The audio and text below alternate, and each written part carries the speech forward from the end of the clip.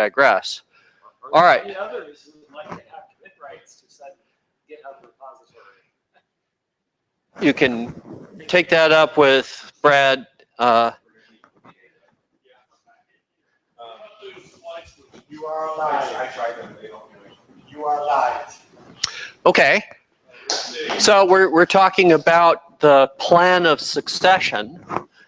There was a guy that was, I guess, one of the cabinet secretaries, and he was appearing on this PBS quiz show, and he was talking about the order of succession, and he was apparently scheduled to be number 13 if the president gets shot and the Speaker of the House and so on. But in fact, since one of the people in the succession was not born in this country, he is officially number 12.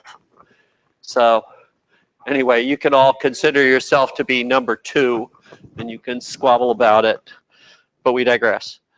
So we covered this web page. Brad is the designated alternate for the agenda web page.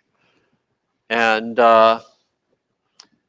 the other thing is the announce list email, which goes out once a month. And since George has access to that announce list, he's going to cover that bet. And finally, there's the meetup page, and we had a little chat about that. Do you feel confident about the meetup page now?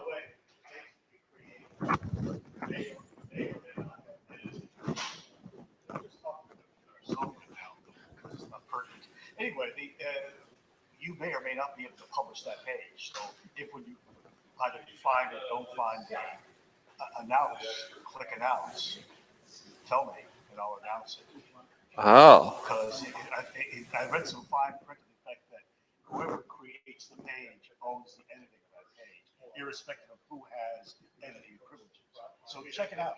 You may or may not have access to that. I very rarely click the announce because the sentiment that I get about the meetup page is, okay, I'll sign up, but I don't want to get a bunch of email from them. And I've actually heard people say, I'm leaving meetup because I don't want to get any email from them. Okay, so that was the nature and extent of the blather. I'm going to pass the SVFIG talking stick, otherwise known as the microphone. John, you want to talk to us about the ARM folks? What happened with that? Oh, yes, ARM. Just clip it to your shirt. Can I clip it to my nose?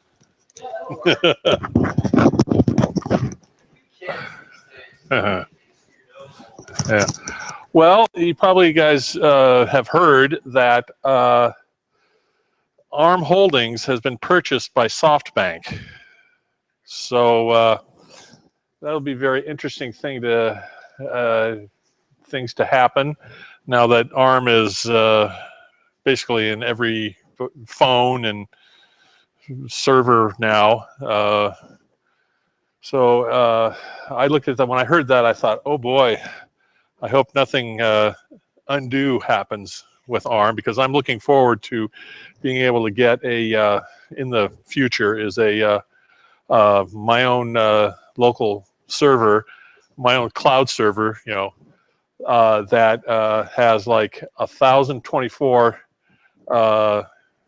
cores in it, so I can load up, you know, and run things virtually, you know, so that I can have, you know, heaven forbid Windows, but Linux, various types of Linuxes running various types of architectures. And I just want to make sure that happens.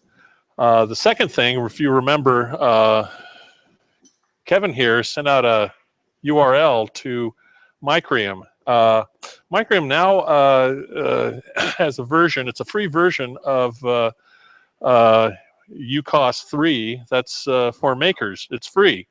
And I went, oh, is this even more better? Because under USB, not only does it have a device directory, it has a host directory. And it sounds like it also allows you to do OTG, which I'm going, ooh.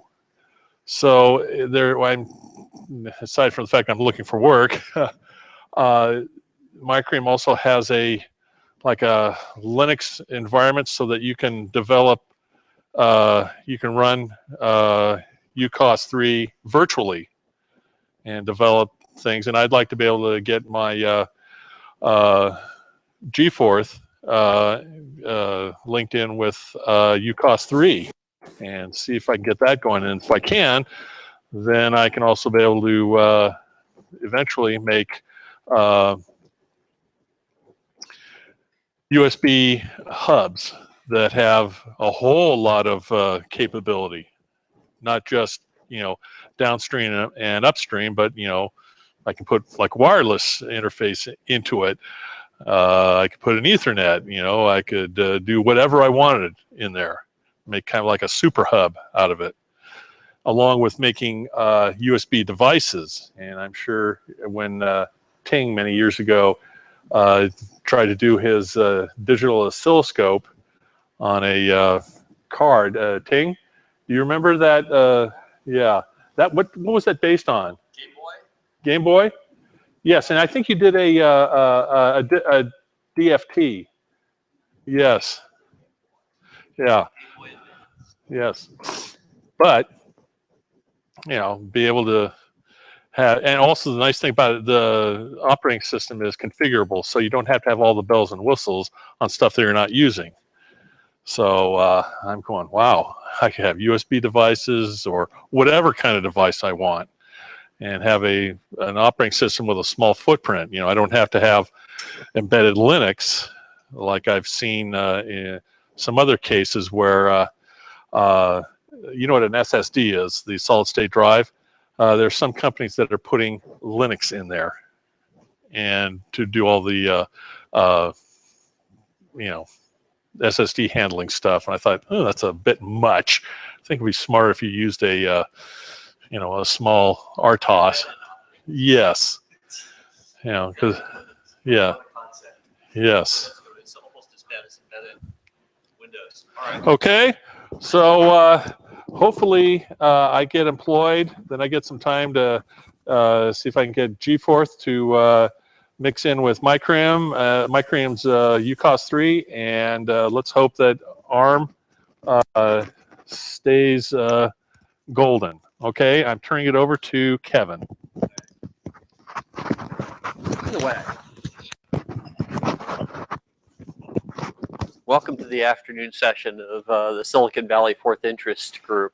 I'm your program chairman, Kevin Appert. Welcome to those of you that are here. Welcome to those of you that have joined us on the interwebs. What's the center of the human visual response? What's the peak? What is the eye most sensitive to? I thought it was 560 angstroms, 5,600 angstroms. That's the visual filter of Johnson's UV photometry. Aha. It's interesting how you know that number. I know that number because back in my youth, I was what was called a slide rule pusher. I spent more than a few hours wiggling around. This was my preferred weapon of choice. We were talking a little bit about color this morning.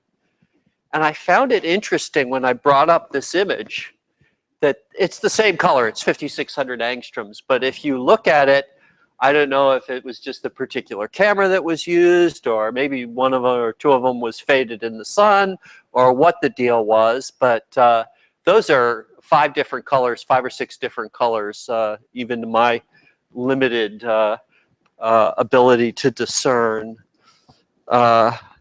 George? Oh, well, by the You way, have blather to share? yeah, let me just stare at the board for a But minute. clip it on. Very well.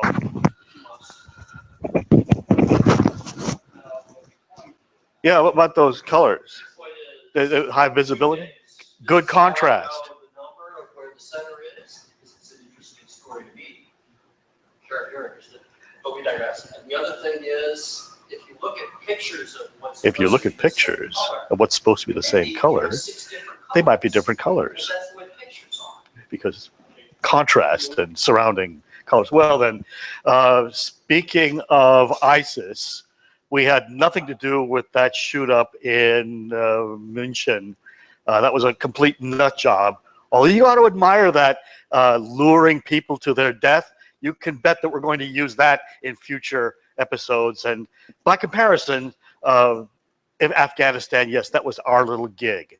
And speaking of using the social media for ill and bad, watch what you say.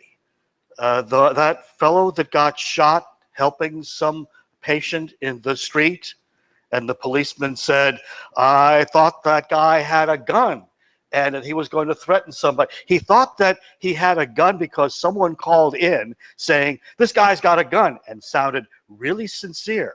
And when you call the police and sound really sincere about something about a gun, the policeman will look at a toy truck and the policeman will see a gun. So watch what you say, especially to people who have guns. By the way, the adult with the toy was Yes. had autism. Yes, he did. And this is why he kind of looked strange, because he looked different. And I really meant to shoot that guy, but somehow his friend got shot. And I don't know, these bullets seem to have a mind of their own. They seem to go for the black person. I was shooting at the white guy, but the bullet just went right to that black guy and shot him. And it's just one of those things, I tell you. So battery hogs. This was made a little blurb today with no context. The 5 top battery users on your phone, these applications, and the number one, no surprise, is Facebook. But they didn't ask, by the way, why does Facebook use so much of your battery? What's it doing when you don't think that you're connected to Facebook with your phone? What's Facebook doing? Well, it's none of your business because you agreed, and that's your problem. Also, this morning's presentation of the Bach and the Michelangelo, you know, I don't know how old this little daidu was, but I got a feeling that Michelangelo was thinking, hey, Adam, pull my finger.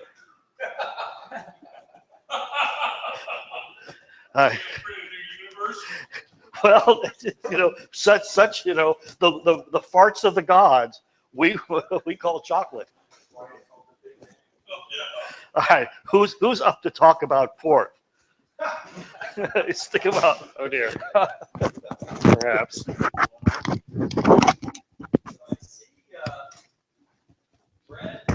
Anybody else ever Wisconsin, innuendos, lather? Oh, Pass them the talking. indeed. We'll be your turn soon. No hurry. The video from the Yep. afternoon. They're almost always. They're all it's even as we speak. Let me right why you say. This is Dave. I just want to remind everybody that next month, the first weekend in August, at the Computer History Museum will be the Vintage Computer Festival. So go to their website. I think you can order tickets now. It's both Saturday and Sunday. So they'll have speakers, and I think there's exhibitors as well. So it looks like a good schedule of activities. So don't forget about it. Next. Sam.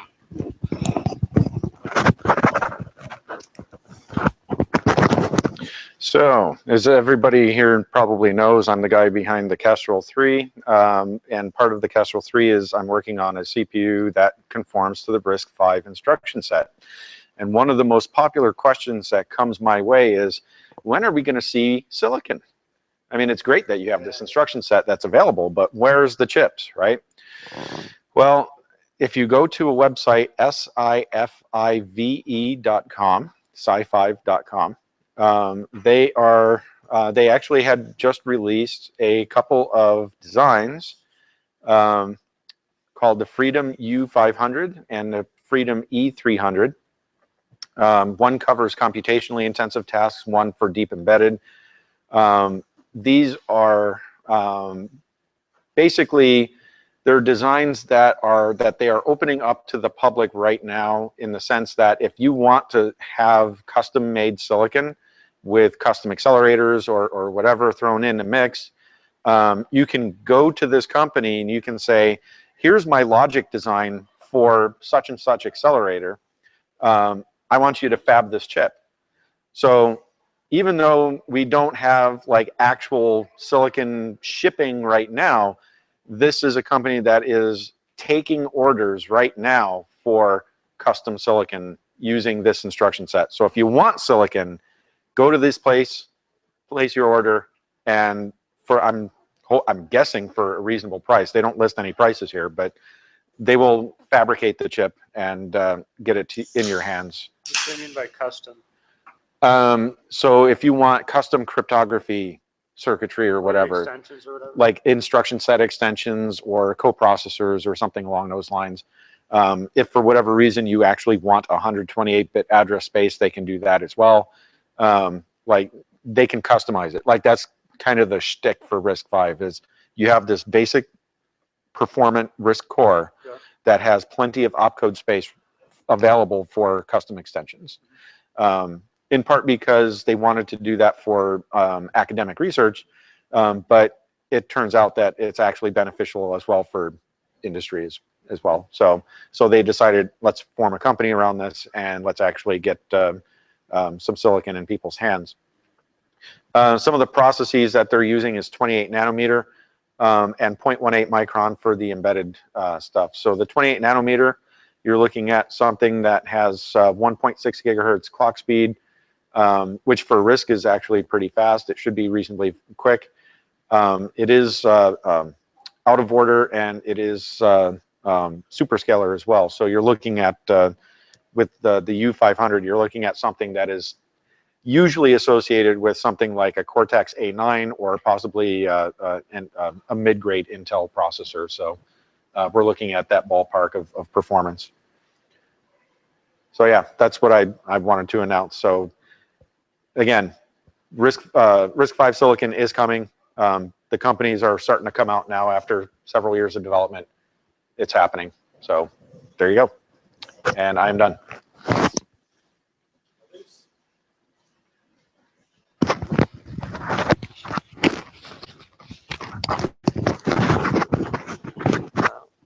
I will apologize in advance. The pickings are a little slim this month, although, as you may have noticed, the haikus are not quite as monthly as they once were.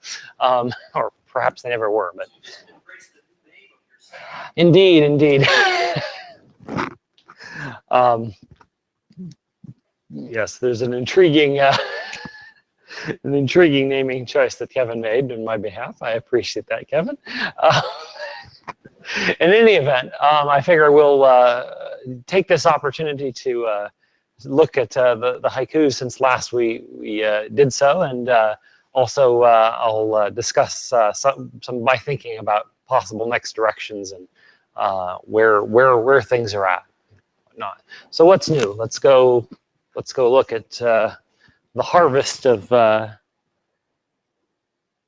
haikus. I recently took to watching this show, Life Below Zero. There's this sort of laying of traps, right? So we've laid out traps to gather haikus.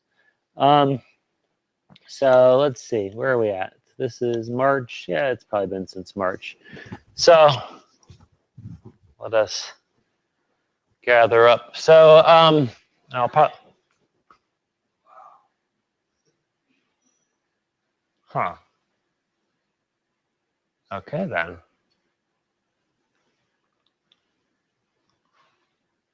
Huh. I don't see the rain. That's odd. Raining in the dark, it would seem. That's a little strange. Light. Oh no. Oh, it's there. It's just very faint. Do we have the? Where's the light? Are the lights controllable up here, Dave? Or?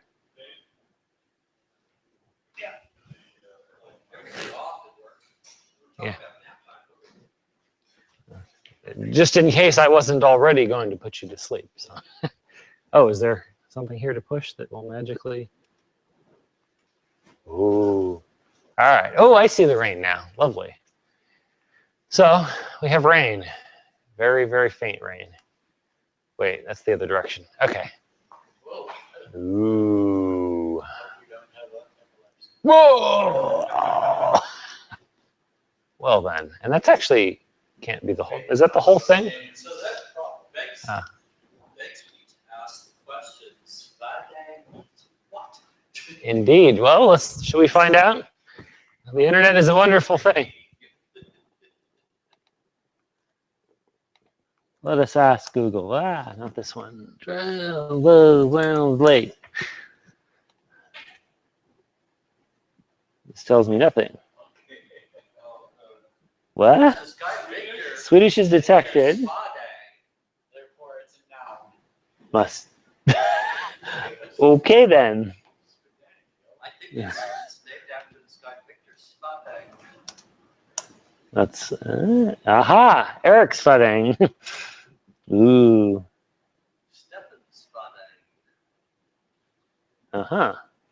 Indeed. Well, We'll have to ask Mars next time we see him. onward. I have been made redundant. Not what the? Okay, I have spam.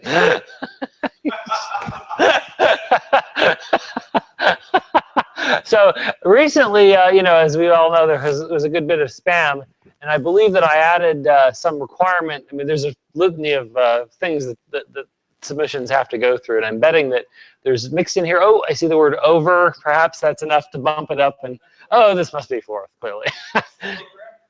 That's the program.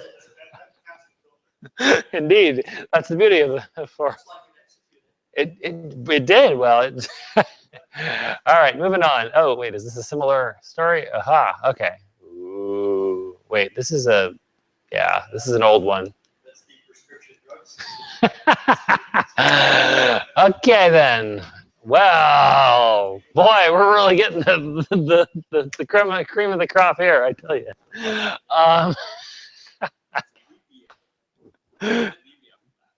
There we go. Libyan flag and aha. Well, someone has reduxed the disco. Good times that. Okay. Huh. That's something. Big something.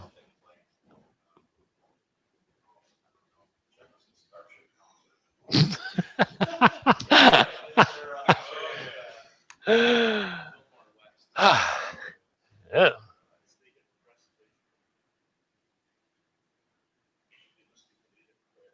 Well, sort of got something going on. Quite big. Okay. Ooh. I think these must have a lineage derived from the there was that arachnid one a while back, but this has a sort of a spidery thing going on. And then okay. 3D rotated pyramid. I suppose it is. Or a bump. And it's small. Okay. This is where somebody did a derived work and didn't make the stack balance. So yes. Have you seen Monway's independent instance of I have, yes, I haven't looked at it recently. Are there any good submissions there? Oh, I shall have to put it up on the screen and we'll go take a look. Yeah, should we? We'll get through this batch and then let's go over there. And we've our traffic has been diverted. Oh well, or he's putting up his own, which are delightful and wonderful things. Yes, this is an old version of something or other. And we have bacteria. I feel like we saw this one a while ago, or at least something similar. I think it didn't have the fading in and out, perhaps. And number 2.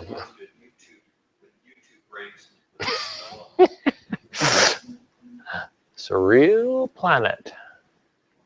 Okay then. Actually, it's kind of got sort of horizon line thing going on. Surreal Planet 2, though, well, it's, huh. Alrighty then. The clock is going. Wait, how is this reverse? Oh, it's white. Well, and we have lovely comments and.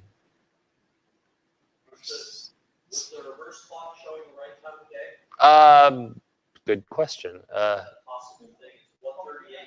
Yeah, it's right. Oops. Yeah, it's a little. Yes, definitely go out. That's it. It's in Russian. It's in Russian. Dare we translate it? Yeah. You could, with forth, use the Cyrillic alphabet. Yes. Well, there's been several from Dr. Ting's colleagues who've been using words in Chinese. So. Polygon areas. Okay. Not sure why the. Huh. There seems something profound here that I'm missing, but nonetheless.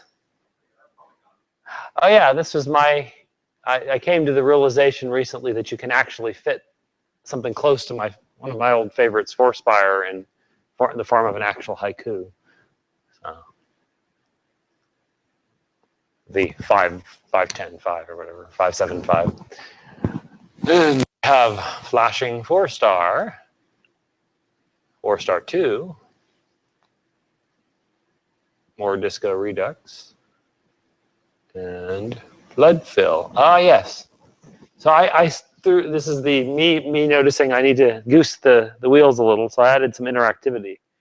You'll see these are, you can do wiggly things with them with the mouse. Not getting as much uptake as I had hoped in the interactivity, but and here's another version of this that's interactive.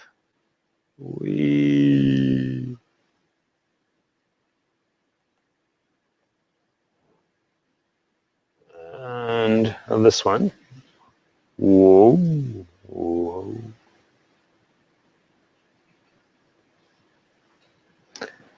And, oh yeah.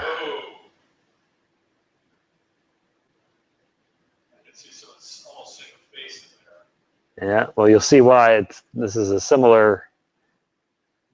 That's what the other one was a more distorted version of.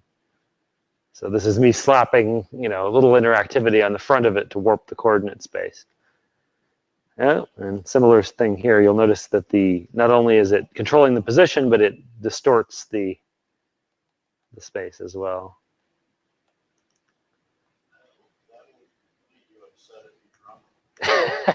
Oh yeah, this one's cute. So there's this one here. You can vary the thickness and width of the ribbon. So it's sort of down to just a thin. That's kind of fun. Make it really fat, really thin. So now this one, you can wiggle it around, unfurl it. Got a kind of a kaleidoscopic thing going on here. Whoa. Yeah. Oh, finite precision there. Yeah, you can wiggle water. I don't know.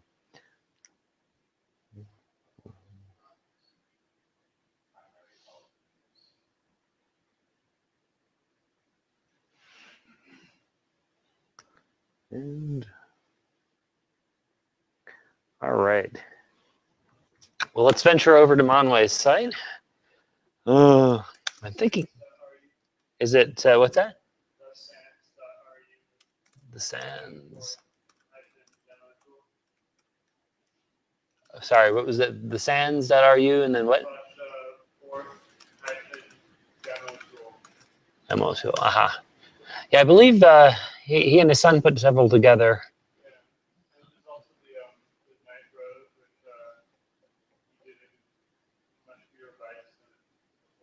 Oh, did he revise it? Let's see. This is.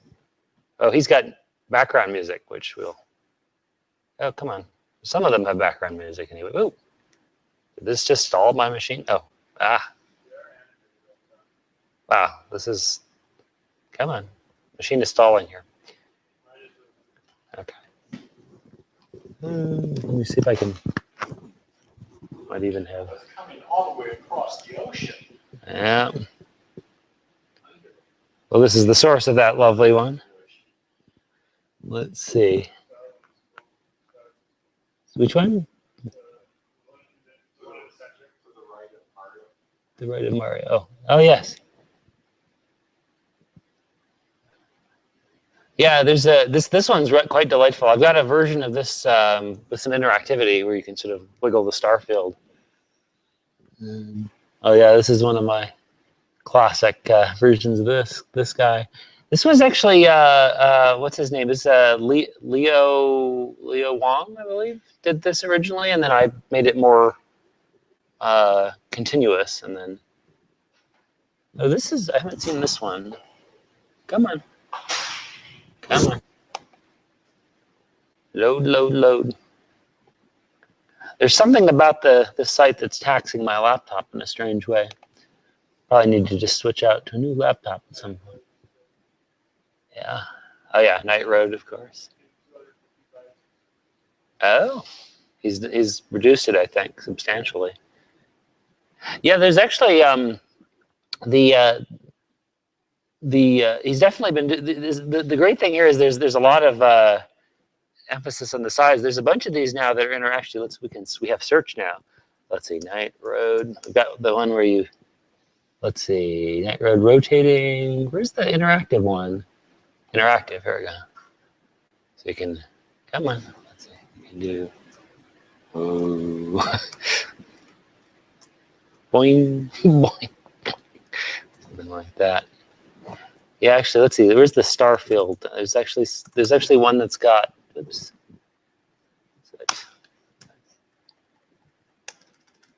Interactivity as well. Let's see. Mousy star field.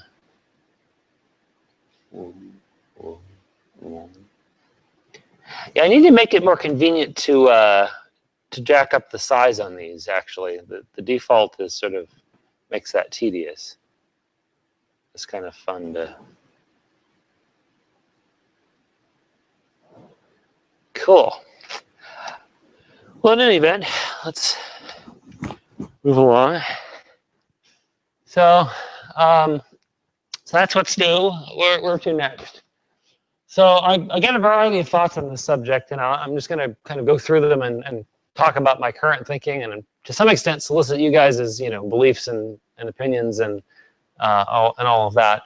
The one I keep noodling around with in the back of my head is what these are all what are called pixel shaders. So they're you've got an XY coordinate space, and then you're just sort of giving it the image, but the underlying graphics hardware is capable of doing in front of this what's called a vertex shader, where you have a stream of geometry coming in, and then you can transform that geometry, and then you apply texture on the surface of that, which you could do with the pixel shader.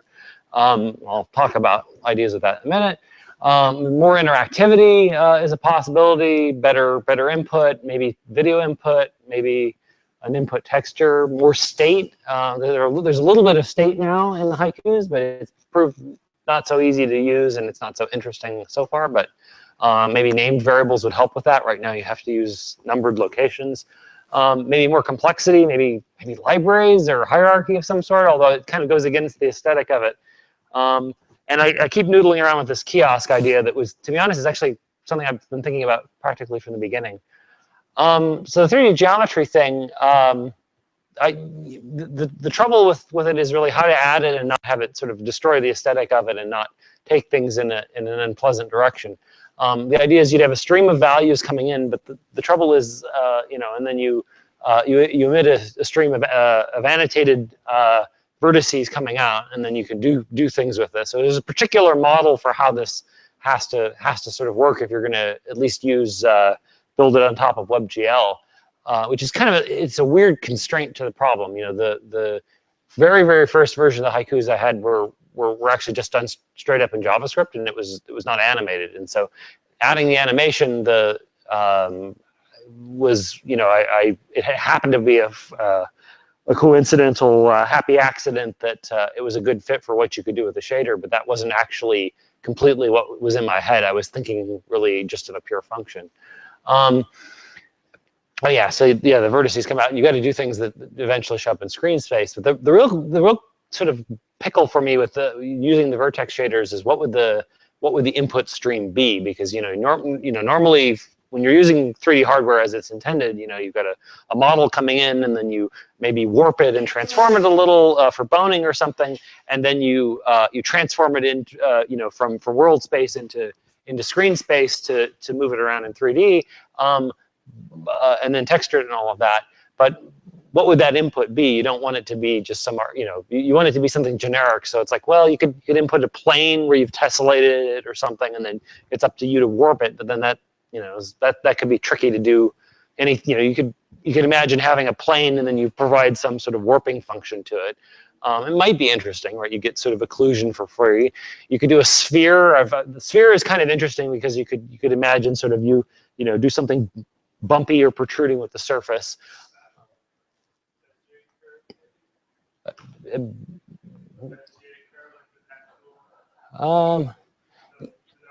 Well, so the issue is that it needs to be a 3D form, right? So you mean like a Bezier patch, right? So yeah, you could. I mean, I guess the issue there also is that so the other quirk of, so some of the 3D hardware out there, although not all of it even to this day, has support for vertex amplification. So there's an extra pass you can do where you provide you have your vertex shader, and then before you actually hit fragment shading, you amplify the number of vertices by interpolating them on a 3D surface. That could be relevant, but I feel like the issue really is what's that geometry at the very beginning? Because even if you have a fairly simplistic surface, what is that surface? You can warp a sphere into a range of interesting shapes, but for instance, you can't really transform a sphere trivially into, say, like a donut or something like that. So there's a bound as to what if you're assuming canned geometry to start, it sort of bounds which things are easy to transform. And I feel like and the other possibilities, maybe a cube. I mean, there's a range of possibilities, but it kind of goes into the same problem that where if you imagine having input textures as well, it's like, well, what image would it be, right? There's suddenly much more data, whereas the simplistic thing about just having the XY image is that there's sort of one obvious clear answer, whereas in 3D it's a sort of open question. Yes.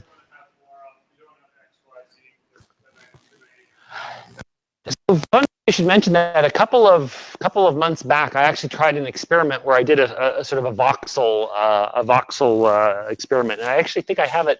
I might still have it live. I'll pull it up in a minute after the show. But basically, the issue there is how to render it. And so what I did for the simple experiment was I assumed a finite z depth, and then I rendered it as a bunch of sheets going back. There were some interesting things that you get with it. It was easier, in that space, it's easier to say produce spheres or other shapes and sort of move them around. But the issue is that because you have a finite number of slices that you render in Z, you have sort of visible artifacts from that, and then you also have clipping that doesn't, that sort of doesn't make sense. And the other issue is that suddenly it becomes more interesting to do things in X and Y that extend outside of the unit cube. And so it's sort of like, well, if you had just that unit cube of 3 space and you're moving it around, there's some things you can do there, but you sort of, yeah, it was weird. It was not as, I had high hopes for it, but there were performance issues, and it was not as intuitive as I had hoped. So yeah, the geometry thing. Yeah, the unfortunate thing is that the primary, the other thing I haven't done enough of on a wide enough range of hardware to have a sense of is that the pixel shaders are seem to be able to do a reasonably decent amount of computation. The primary place that vertex shaders get used for conventional applications is transformation of the geometry and then boning. And the thing is that with boning, so boning is like you have a model and then you're going to warp it to animate like a model. And the issue is that usually it's just broken down into regions of influence, so that you'll have one transform that affects maybe this part of the arm and a part of the hinge, and so there's really not that much computation going on. So I don't have a strong sense of how much warping and whatnot you can actually afford to do in practice, because there's usually a couple of matrix multiplies, 4x4 matrix multiplies per thing, and then beyond that I don't really know how many more operations. Whereas the pixel shaders, they're used for a range of lighting effects, and so there's the expectation that that stage has a certain amount. But these days the hardware is actually very general purpose inside, so it's possible that there's a lot that can be done. But again, the question is what you transform a sphere. How do you go from a sphere to something interesting, right? Or how do you go from any of these sort of surface? And so the issue is, what surface is easily transformable into an interesting enough range of shapes to feel general. So, anyways, and then how would this work in terms of words? I mean, the best I've been able. That's the other thing, is I don't want to sort of explode the vocabulary or make the haikus, incredibly verbose. I'll mention this later. There's a actually no, I can go show this in a second, but I've imagined, well, okay, the actual way this works is for WebGLs, it's staged. First you have the vertex shader, then you have the fragment shader. So maybe you'd add a U and V word for the coordinate, say on the surface of the sphere in some coordinate space. I don't know which one, right? Because the sphere doesn't have a natural coordinate space that fits. And then you would provide a mapping from that to a vertex, and then you'd have to sort of mark, okay, these three values are the vertex that I've decided on, but you also want to have some additional data, like maybe you want to keep around the position where you were at on the surface of the sphere. In a general vertex shader, you actually have a lot of flexibility. You can have geometry and you can transform it, but you can also have other data that you transform based on it. So you can do sort of lighting effects and a range of things there. And so there's in some sense too many possibilities. And maybe but you still want the texture coordinates out the other end. So it's hard to figure out what the word set would be. And I'll give you, to give you an idea, there's a site, speaking of going to other sites, there's the site out there called Shader Toy, which is in some sense, oh, hey, Masa. You can think of it as the C version of Fourth Haiku, and you'll get a sense here if we look at one of these. Let me go browse. They're far more elaborate in many cases, but they're huge. Let's find and of course come on. Let's try this one. Come on. And it's interesting because the target audience is such that so it's like you can do really incredible things, three-dimensional things here. You'll notice there's quite a lot of effects going on, but the size of the programs, right? This is a 200-line program, which isn't too bad, but this is quite a lot of complexity here. I'm not sure how to fit it in with the aesthetic. And actually, there's a bit of a cheat here going on. You'll notice, whoa, there's sound coming in, which is one input that you can have these sort of syncopate to the music, but there's also these textures down at the bottom. And so if you change if you change the textures, you get, what is it not? Okay, it doesn't activate instantly. Come on. You get different effects, and like there's, whoa.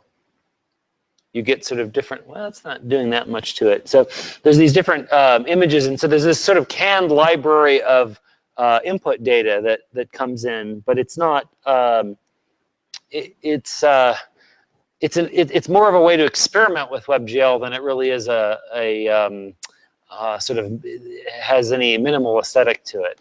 Come on, the site is loading really.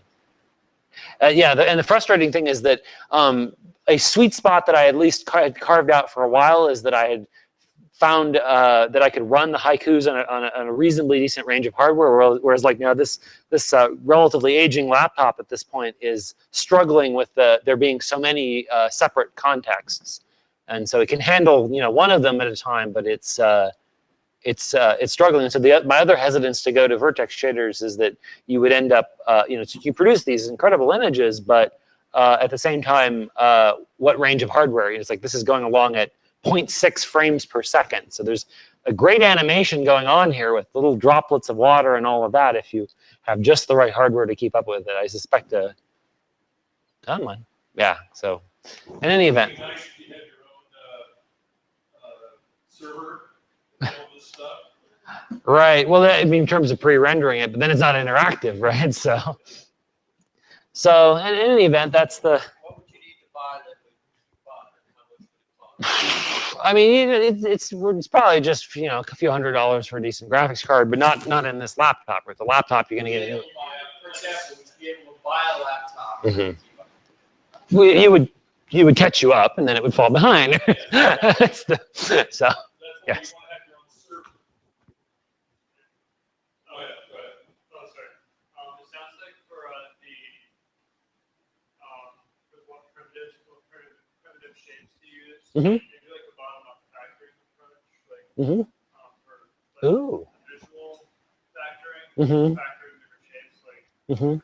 derive back and forth words from No, that's a thought. bottom-up factoring. Actually, that's a good thought. There's this notion. There's was it constructive solid geometry that gets used for modeling, and that might be a good fit actually, where you sort of say, you know, here are these primitives and add and subtract them. That might be something where you could describe a simple model in a few words. That's true. Yeah, no, that's actually not a bad thought. That's one I hadn't actually connected with this particular line of reasoning. It is a little tricky in the sense that there's enough pre-computation you'd have to do that you're not going to be doing that. You're not going to be coming up with the geometry every frame. So you have to be, okay, here's the declaration of what the geometry is with CSG primitives, and then that gets fed to a vertex shader, and then you see how this quickly gets to these 200-line programs, even with a fairly, because as much as I've sort of emphasized the density of forth here, it's you know, there's a lot of complexity in these things, and there's a lot of constraints on it. It is, yeah, no, that's a good thought though. Some kind of a factored approach. I like that framing. So anyways, on to the next topic. So input is something that I've also played around with a little bit. So where is input at? So I added these two words back. That capitalization still screwed up on that. Autocorrect always wants to capitalize the word. It's actually lowercase buttons. So there's these two words that got added, I think, circa last 4th day, where you do have some input to the haiku in terms of buttons. But it's weird. As you'll recall, I unfortunately conflated this with an experiment with a capacitive touch keyboard. And so it's this sort of strange 23-key keyboard where there's a mapping to the keys on your laptop, but they're arbitrary. They match my strange capacitive touch keyboard. So I kind of almost certainly should revisit this, because there's no that particular experiment doesn't apply to anyone who doesn't have the strange keyboard. So I done a steno keyboard with capacitive touch circa 4th day, and there's this physical box that if you plug it in, it does all the right things for those buttons. But for someone on the internet, figuring out the right correspondence with keys is not very appealing, and so I've kind of undermined that particular feature by doing it in that way. So it would probably make more sense to introduce some sort of generic primitive. So there's the mouse primitives. Those have worked out very well. There's MX and MY. I learned after the fact that there were a few haiku. There's a non-substantial number of haikus out there where they were already using MX and MY for various things, but it wasn't too bad in terms of name collision, and just having those two extra inputs, as you saw with those last few haikus today, is kind of nice, because then you have two axes to tune something. And so I haven't particularly, I've tended so far to just sprinkle them in for experiments, but I could imagine if you were tuning for that right parameter, those would be a good fit. And they don't seem to be very disruptive. So that I've been fairly happy with. Button 0 is both the letter Q on the keyboard, but is also a single mouse button. That's been more of a mixed bag, probably because it's conflated with that weird keyboard that came out at the same time. And so, yeah, so all of that works pretty good. State has been something that I also added circa fourth day that hasn't, I think I'm going to say it's a failed experiment. It's a strange sort of option for state. There's 16 locations that you can store to with load and store. The reason for 16 was that I was constrained by what you could do inside of an audio codec, and that's probably, or inside of an audio, web audio filter, and basically more than that, and it got into a place where you weren't able to keep up with the sampling rate. It's kind of interesting to have that state, but I think 16 locations is a very small number. And then again, for a haiku, not so bad. But I think the other issue is that the other big issue is that they're numeric values. They're not named, and so that also doesn't seem to have panned out. There are a few people that have used them for stateful things. There was one guy that did a game with blocks where you could do sort of jump. Well, game is a little strong. There was you could move a little square around and jump up onto a platform and jump down. So there's a certain amount of state there, but 16 values is not very much memory. So something more general, something larger, maybe detailer it from audio is a possibility, but finding that right sweet spot and keeping it small is something I'm still struggling with. And then maybe something that would let you actually increase the complexity as much as I'm torn. Maybe if there was a way to define some, a collection of words in one haiku and reference it for another, but that kind of, again, goes against the original aesthetic that I was going for. And what would the naming scheme be? And there's sort of wrinkles there. Given that the demo sceners have been sort of attracted to this to some extent, I do kind of wonder if a more generic machine model to what's going on would be interesting. But again, there's an issue around how I would execute that efficiently, given that the most sort of widely available thing I can map it to is WebGL. So I don't know. Or maybe it would be interesting to go tinier. What if I had a much more constrained machine, and sort of focused in on that rather than this sort of floating point space thing. It would be less visually impressive, but it might be more appealing to that sort of minimalist aesthetic. So, and the other one noodling around in the back of my mind, this has been, is there some physical apparatus for input with the haikus that would be compelling? This is something I've thought about from the early days. In fact, I originally thought of the haikus in the context of, we had been talking about Maker Faire and something, and I never have really found the right way to make it into a kiosk. I have this picture in my head of a bunch of blocks laid out on a board. Hello, Kevin. How about you put your email or cell phone text message to it? Yes. And somebody sends kiosk a message. A sort of a group source thing around it. Yeah. If you're going to be in Maker Faire, it's probably going to be a text. Send a little text to the kiosk, and it puts it up on the screen. Yeah. Before it's in.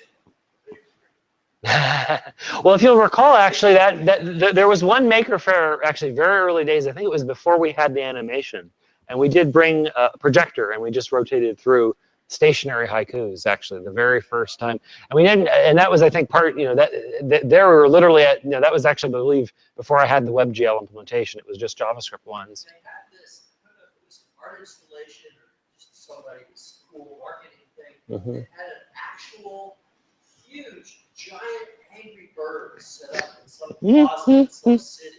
And people could control launch these actual physical projectiles downrange. Oh, wow. This thing. And doing that in the Maker Faire is not going to be practical, but it's a thought. Yeah. Maybe instead of the mouse tracking, giant. So you guys are all thinking big scale. For what it's worth, the thing that I had noticed, and it was actually that time at Maker Faire, was all the exhibits where there were young kids coming up and actually touching things. And so I have this image of something that you could manipulate with your hands, but I don't know how realistic that is in term. And for you're right. Maybe I'm failing to embrace the times we live in.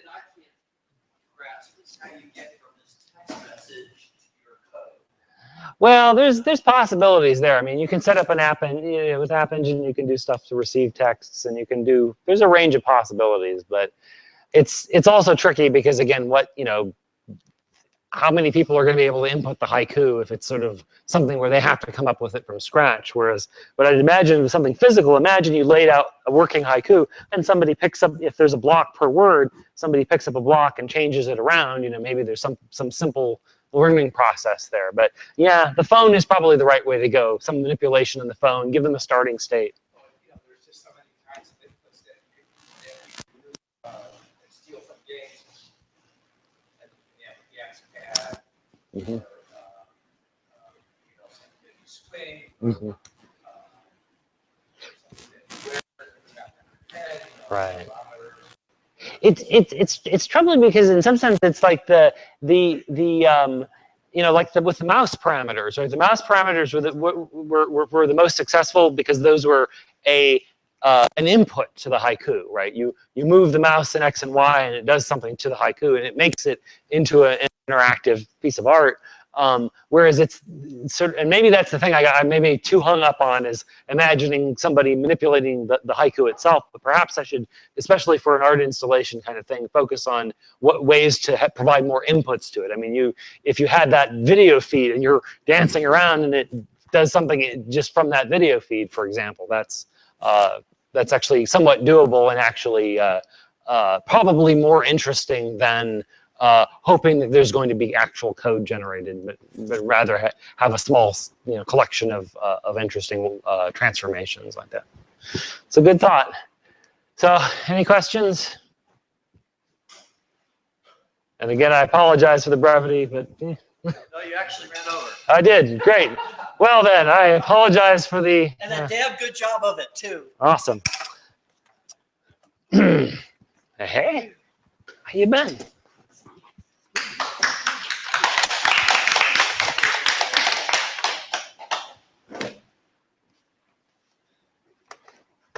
Hello, Mike.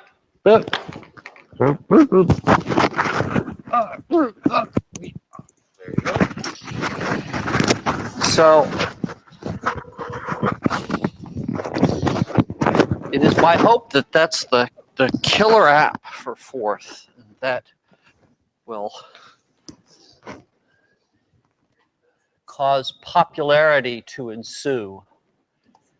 So we're talking about Glenn Hayden's stuff up at the mountaintop in La Honda. And the first question that comes to my mind is, well, what the hell's up? Well, there are sort of three main categories. The first is the remains of the listings and other things that FIG was selling up until the point they stopped selling stuff. And I think that sort of a couple of things happened. Fourth Dimensions sort of petered out, and FIG sort of petered out, and the demand sort of petered out. So there's this huge pile of stuff. 76 boxes, is that what I remember? Yes, that's what I remember. Is that an accurate number? George is nodding, so we may be wrong, but at least we agree. All right, so what the heck was FIG selling? You can go to Fourth Dimensions. This is volume 15, number 1. There were 6 numbers in each volume. Generally, I think that was a year's worth of Fourth Dimensions. And this is, I think, I'll assert this is typical. And Formal Proceedings, this book all about Fourth, starting Fourth, those were the days. Some discs. I don't expect discs. I think all this stuff that we're going to fetch down the hill is going to be paper. Is that what went up the hill, George? So if you're interested, I'll email out the link to Fourth Dimensions, volume 15, number 1. But if I forget, you should be able to find it. And if you can't, well, I'll mock you.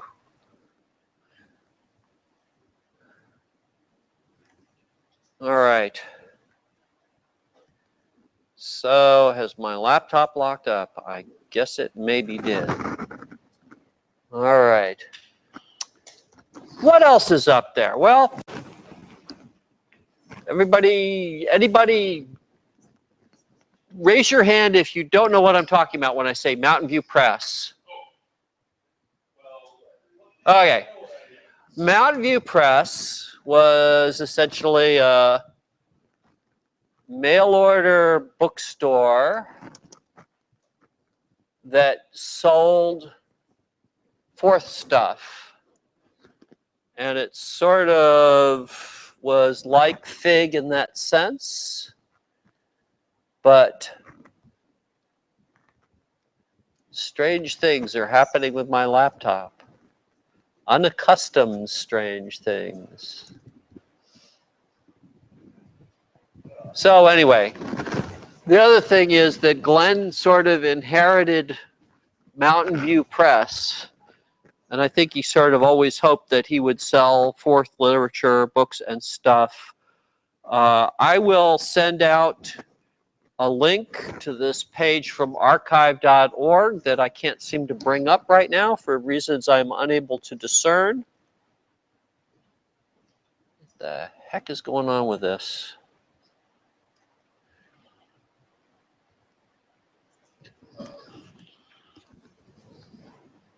Ah. All right, things are happier than they were. You will give us the address. Yeah, there it is. Okay, well, archive.org, and there's a catalog here somewhere. Catalog, there it was. Clicked the wrong thing. Story of my life. Cut and paste and inattention to detail, I think used to be my motto. So anyway, bunch of stuff, reference books. There's All About Fourth again. By the way, Glenn Aden, somebody was asking me earlier, what did Glenn Aden do? And there was a bunch of stuff I rattled off. He was the author of All About Fourth, which is this book here. I expect there's a box full of those. All right. So, a little bit about the logistics of hauling this stuff down the hill. Glenn is off in the middle of the woods up in La Honda. We're going to go up there with a 15-foot U-Haul, and we're assuming for the sake of calculation that these are banker boxes. Well, okay. Most of them are alleged to be, and I saw pictures. If anybody's interested, I can show them pictures while I'm blathering, but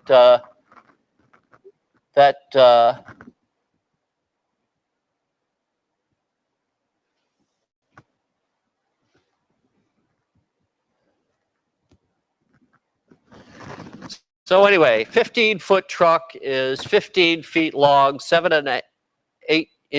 feet 8 inches wide, in inches 180 inches by 92 inches. In terms of the lengths of banker boxes, it's 11.25 boxes long and 7.36 boxes wide, with the lengths and the widths of the boxes. So if you do the calculation with a little aisle, it's about 70 boxes on a layer. And you say to yourself, okay, the estimate of the guy that was about to throw them into the dumpster is that there are, he started with an estimate of 50 boxes, and then he actually met up with reality, and it's closer to 100 boxes. This is an estimate. But there's more than 50, and it's 70 boxes to a layer in the truck that I have a reservation for.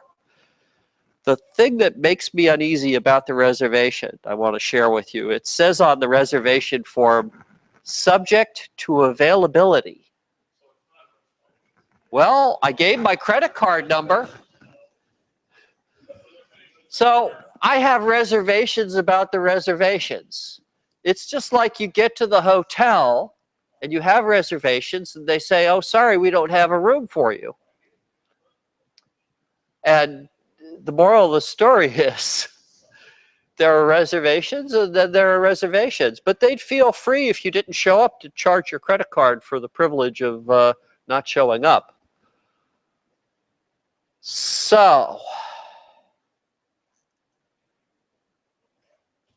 the email that I sent out listed some stuff. What's going to happen to all this stuff? Well, the first thing I would ask is, well, let's say I give you some money to help you with this. What's going to happen to the money?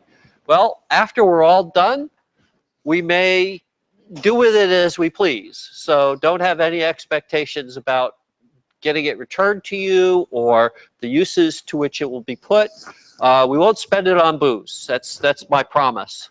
But it may go to the Brad Nelson Foundation for Easily Amused Preparers of T-shirts to do with what he will. Generally, if I hand somebody a wad of money, you know, the goals are set before I hand it over, and after I hand it over, it's too late to say, oh, by the way, you're going to do this, this, and this, right? So keep that in mind. So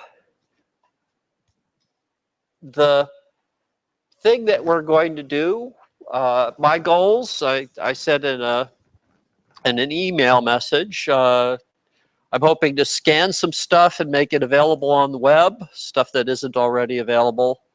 And if we have to pay to scan it, that may be some useful purpose for leftover money if there is any. Or we may solicit more money to ask you to help us. I think I asked this question before, but do you have a sense of how much unique content there is? I mean, I have a scanner. That's a good question. I would say that all of this stuff, like listings and things that went up the hill, is what you saw on the catalog pages and the catalog from Mountain View Press that we saw. So that brings us to the question.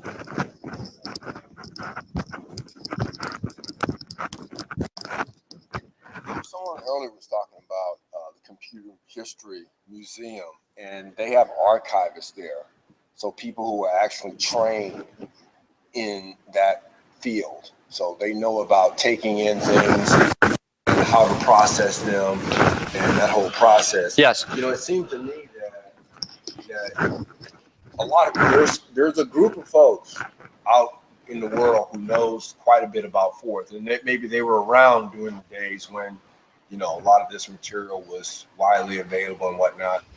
And I did see the archive that you had up there, but it seems to me that it'd be really interesting to see how it could actually get in the hands and be made available for people who are interested in Let me speak to that.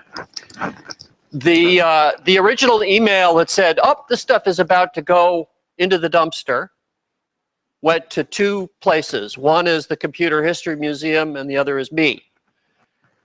The thing that happened after I arranged with the guy that was about to throw it in the dumpster to come up there and pick it up was that Dag Spicer, one of the head bananas from the Computer History Museum, contacted him. I said to Tom Hayden, the dumpster guy, okay, yes, we're on board with that. One of the things we plan to do with this stuff is share it. We'll take all of the items that are not one of and make one of everything sets. One will go to archive.org if they want it. One will go to the Computer History Museum since they already said that they want it. If there are things that are rare, we'll decide what to do with them. Andreas is going to be in charge of that.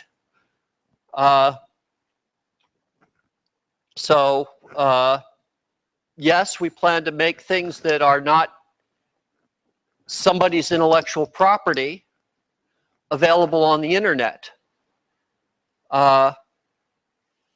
Those things that we have, let's say we have 2 copies of them, one may go to archive.org for them to hold on just in case we all, lose interest in this next week. Go ahead. And archive.org will scan things that are still under copyright and only unlock them when permission is granted or the copyright expires. So we could also provide them with those. They'll just only be released to the public when the copyright has expired or permission has been granted by someone to release it. And that's why he's in charge of it.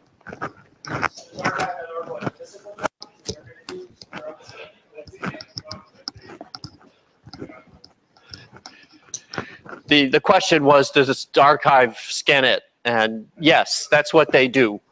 They and that's also, in my thinking, that might be something that you can hand over with paper documents, maybe a little wad of cash if there's some left over, because yes, they're a worthwhile organization. Yes, they need money.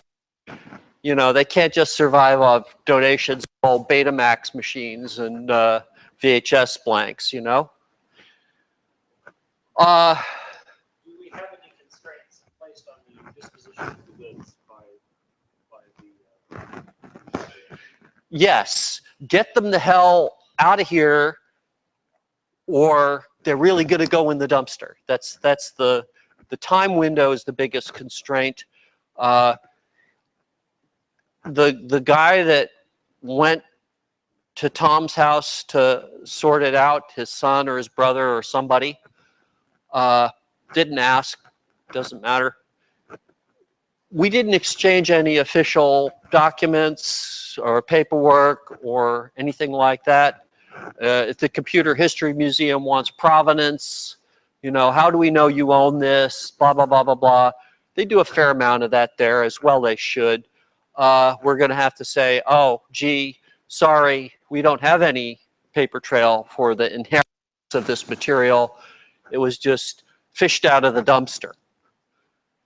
Which is, the idea is, if it were out in the middle of the ocean, it'd be called salvage. But there's a whole separate legal thing that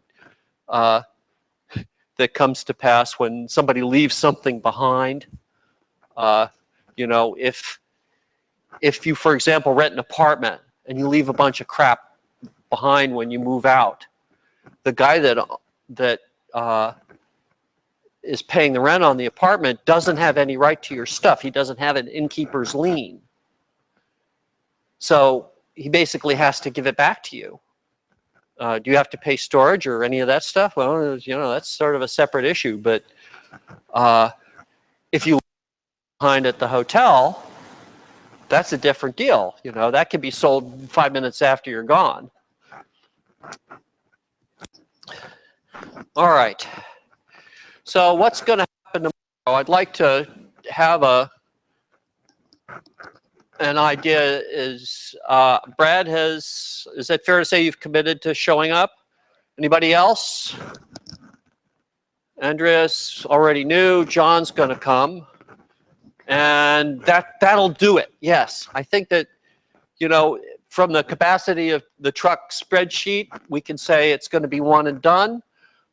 We may have to drive my minivan into the actual stuff and haul it up the road a piece before we get out from under the trees and stuff. We'll see. That will cause a delay of game. But what do we have scheduled next? Is that the break? Break. Okay.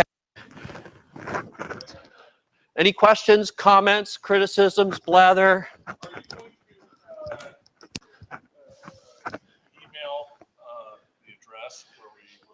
Yeah, we're going to meet at Andreas's place, and then I will go with whoever is going to be driving the van,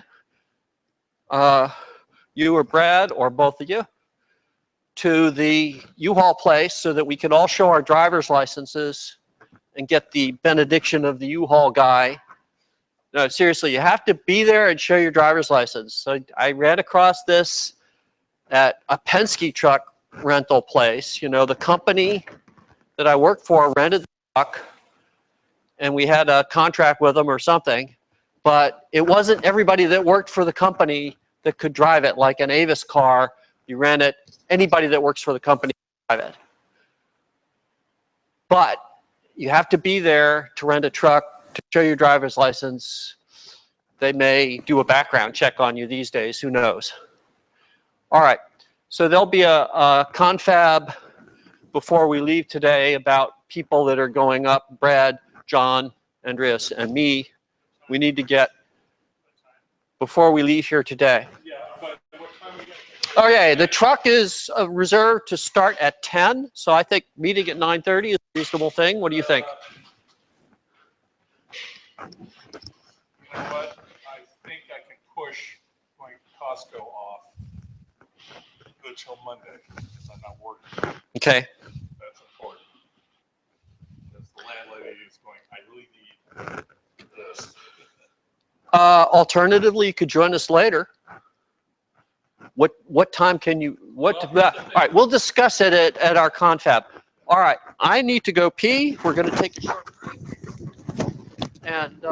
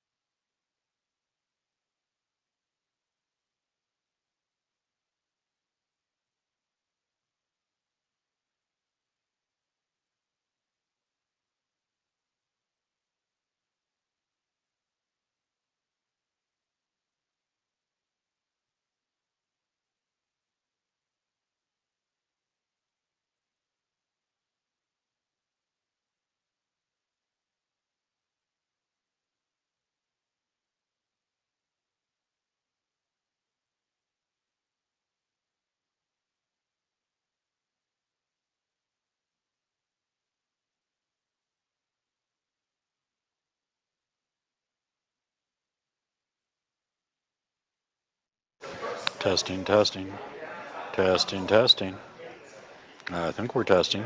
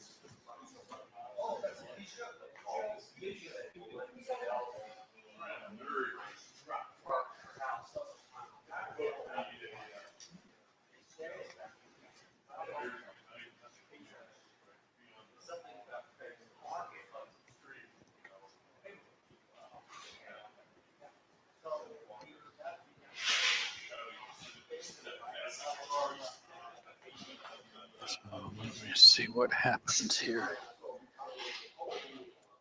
If I go over here and go to me. Oh no! Now the question is, am I still talking? Oops. Am I still talking? Yes, I am still talking. Okay, so that works.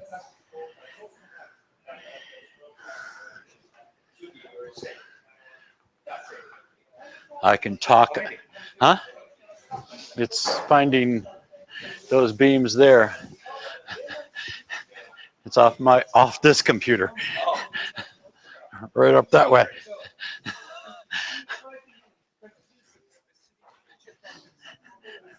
Because this is what they were all yelling about that I got on the screen.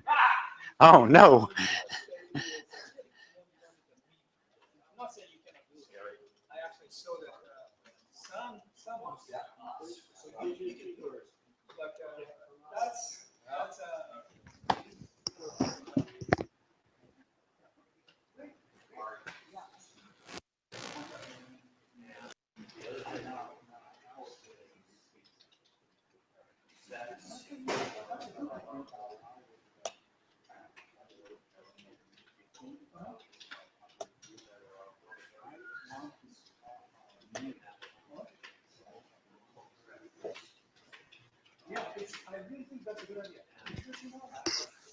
Okay. Oh, that's cute. From us. Yeah. Testing, testing. Yes, we still have my screen yet.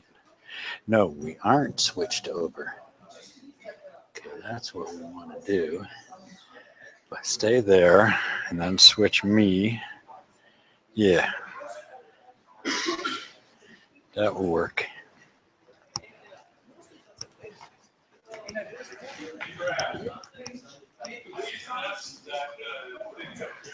Yeah, you're going to have to ask so I only slightly did searches on the internet, only took me so far in understanding some of the obscure reference.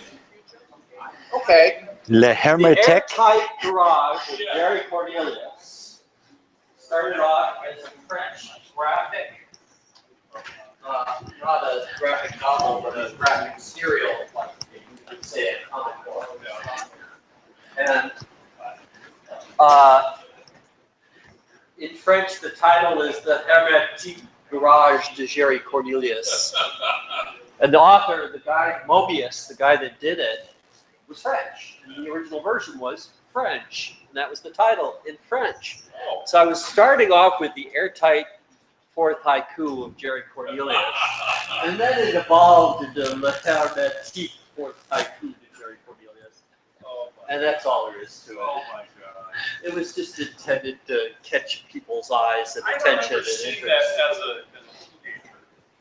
Well, there was actually a. I'm going to date myself, but the range of that comic is actually made of my work. So. There's an actual movie called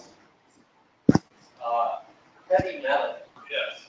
that was this sort of comics. So if you don't read comic books or graphic novels, go see the movie. You're talking about Audio cable I made works. It's working good. I haven't heard anybody complain that we've got static this time, because that's the only way we knew last time. He's not embraced the spirit of this meeting. It's going to start on time. It's nuts. Anyway. Are we going to start on time? That's up to you. You're standing in the front of the room. You say your name, you get started. Well, I still have a minute to go. Do I need to say my name? Do people not know me? That's true. I'm Dennis Rufer, the cameraman. Everything is optional.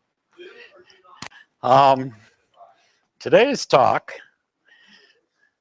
is the next step that I'm taking from our class that Dr. Ting was so gracious to put on to teach us FPGA. And as usual, one class doesn't teach me anything. I've got to actually use it to learn how to do it. And so what I have been doing next is this is used to be called IPython, Interactive Python. IPython is only concerned about making interactive Python. Notebooks have become a very popular way. It is a Python way to do literate programming. All they have is Markdown, but that's better than nothing. They make it so that you can intersperse documentation and code, and actually executable code. I've shown them at least once before, but nowadays, these notebooks have a ton of kernels that will run inside of there. So you can put all sorts of things, including Forth. Now, I had picked up on a notice at one point in time that allowed gforth to be run, and I never was able to get it running, and I haven't tried this one. Just haven't had time. But they've got a ton of languages in here. And, oh, cool. You can have all sorts of languages in a notebook. So now they call it, instead of calling it IPython, it has become known as Jupyter. Does?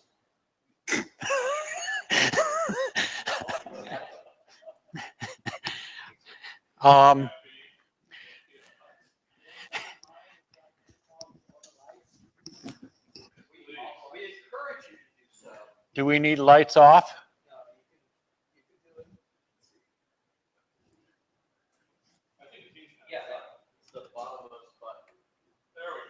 There we go. Lights so people here can talk. And occasionally I've got to go over to the other computer and make sure that I'm still coming through. Yes, I'm still talking. Cool. So all I've accomplished at this point is a very simple example of making a LED, one of the LEDs on the, this is the Brevia system that we were talking about for Ting's demo, for Ting's class. And I've taken that, and right now it's got the original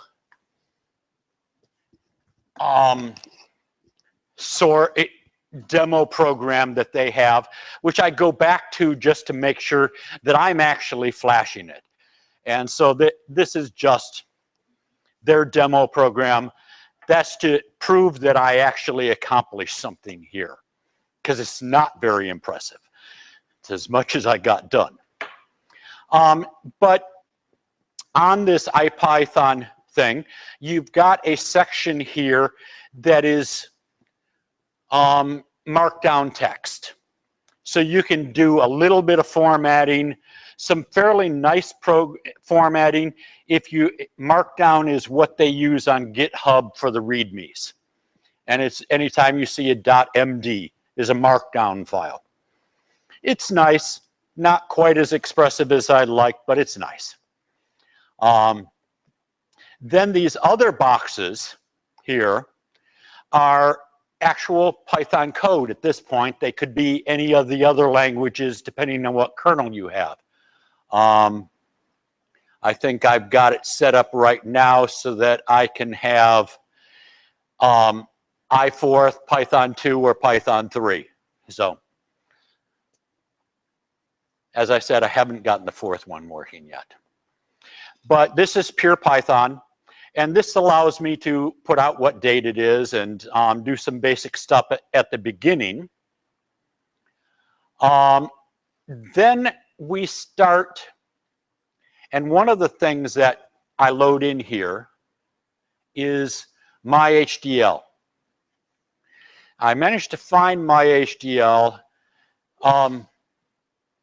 just because I wanted to look at I've got two sets of sources that I'm dealing here. One is VHDL and the other is Verilog. And going back and forth between the two, I found my HDL can do that. It pumps out either one. So based upon their demo here, they have this small little piece of code at the top. Is my cursor coming through? Yeah.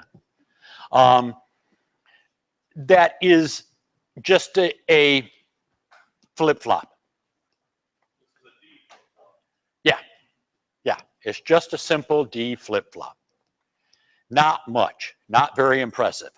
Then they actually test the flip-flop and run a simulation on it, which is interesting, cool. They can do it on the Python side at that point. That because they've got enough in the Python, they can run a full simulation. And this is where I learned Python, is doing tests in Python. Very nice for doing tests. And these, I should point out also that you've got this section of code, and then down here at the bottom is what is the output of that code. So this is when this little box is executed. If I do a control return there, yeah, there it came back with today's date and time. So that executes that code. And I'll execute all of this in a minute, but right now, all I'm doing is, this guy does a simulation on it for 2,000 times. It does 2,000 time steps. Not going to talk much about the simulation because I haven't learned much about it. And what I'm more interested in is actually the VHDL output. And that's what this block does, is the 2 VHDL and 2 Verilog pump out the VHDL and the Verilog output for that DFF. Then this bunch of messy code actually runs it through the Lattice Diamond, runs all the outputs and technically I can run it over in VHDL, but that's using their TCL workbooks that they've got in Diamond. So I just run it in the background. It runs the whole thing. When I'm finally done, I print out any lines that have warning or error on them. Just what I need.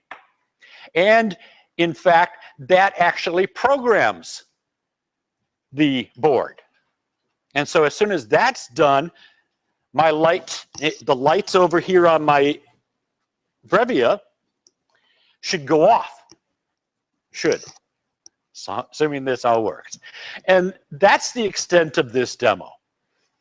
So we'll just do, and I can run this about any time. I go down here to restart and run all. Come on. And we know it has started. Has it started? Yeah, there it goes. It ran the first one. It's got a number up here. Any ones with numbers have already run. Down here further, these asterisks saying it's still working on it. So it's running in the background, very silently, ending up at this point in time, it's generating the VHDL and the Verilog files. And that's all it's doing. It takes a while. It's not fast.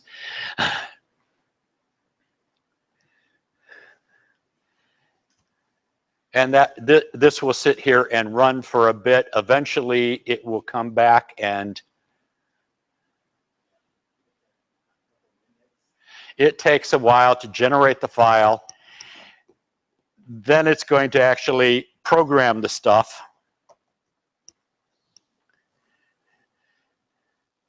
And unfortunately, trying to do this also online, also in the Hangout, is slowing my computer down.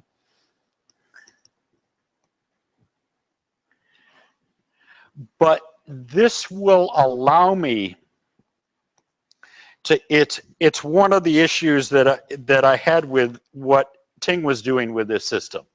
You didn't test. Yeah. If I'm going to do what I want to do, I've got to test it. I'm going to have to test the system. And it's done. It's done. Over here, lights went off. Most of the lights. Well, that's the power light. That's just the power light. If I press the button over here, I get, when the button is pressed, I get the light. That's my flip-flop. Done. That's all. The demonstration is that I didn't have to touch it. I just told my program to go, and it does everything. That's the nice part.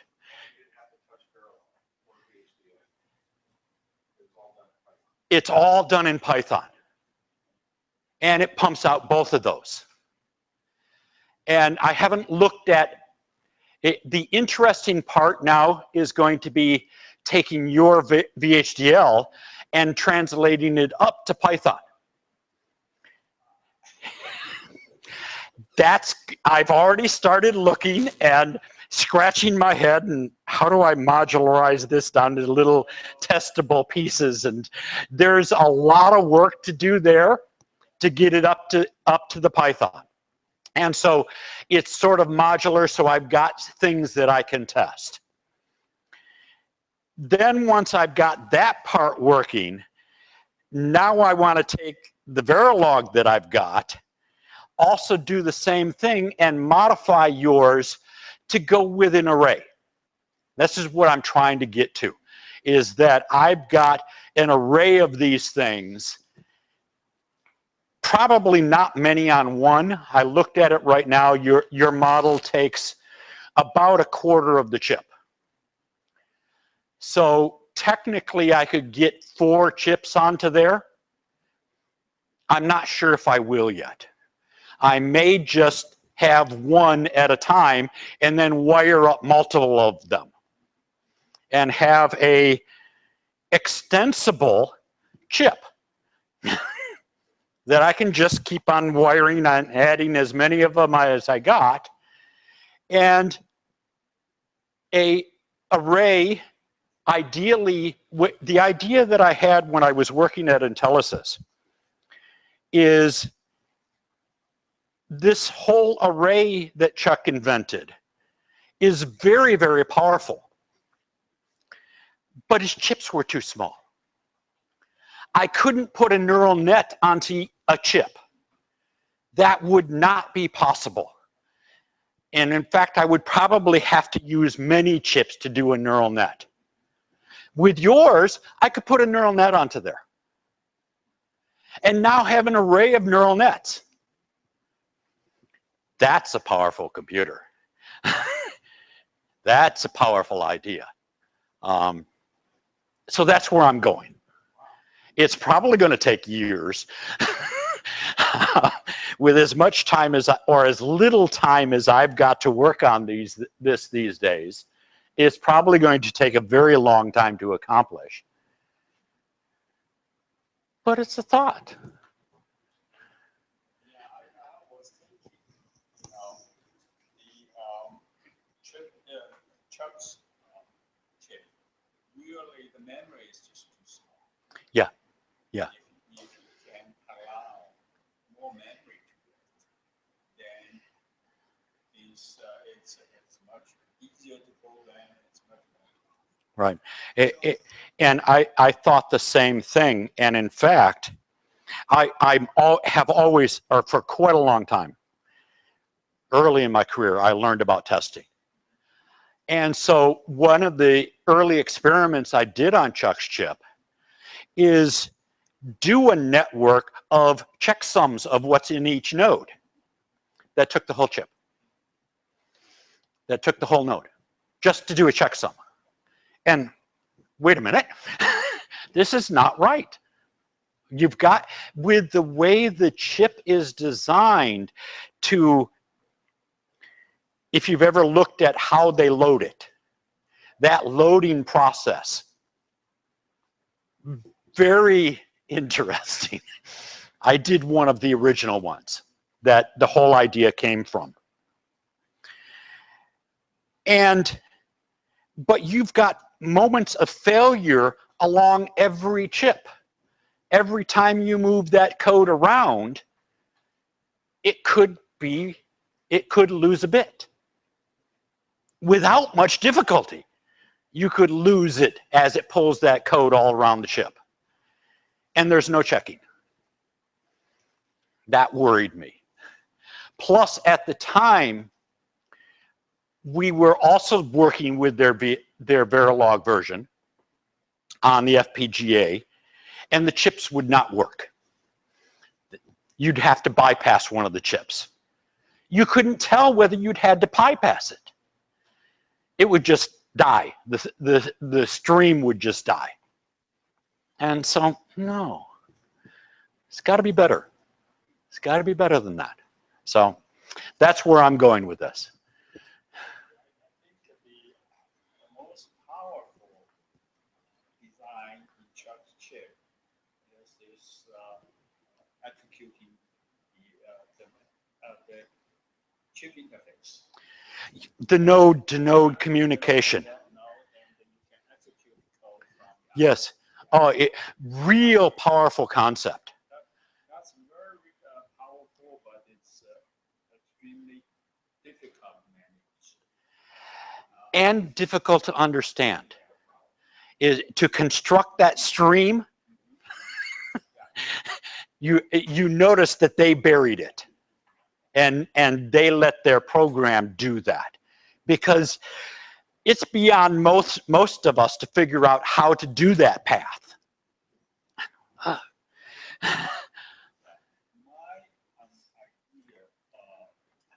ideal chip is that every node has a port on it, every port has 4 serial ports. And so you are communicating with your neighbors. With 4 serial Over serial ports. Interesting. Serial ports will be running multitasking. Okay. And this way, one node can send commands, actually 4 commands to the next node. Yeah. So, and the next node, after it's done, it will send that back another 4th command to tell the other guy what to do next. Exactly. Is you just communicate across them. I hadn't thought about going serial yet, but I'm going to have to do something because the other side of it, 4 was not enough for me. I want 6. I want front and back also. So it is a 3-dimensional cube. Correct, correct. And that's what I may use the extra part in the chips for. I think 4 itself is excellent for multi-processor communications.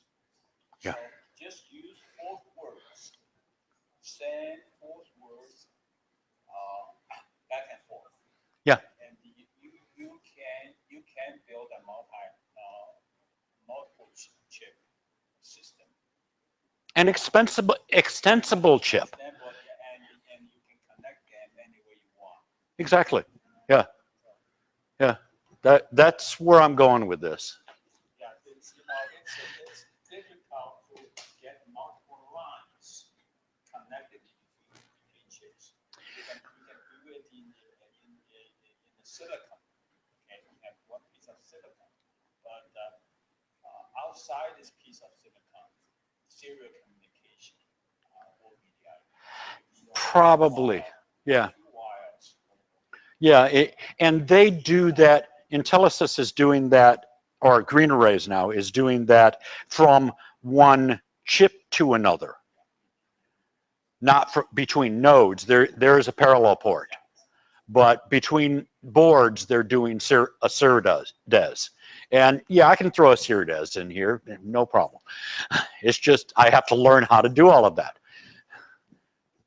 Yes?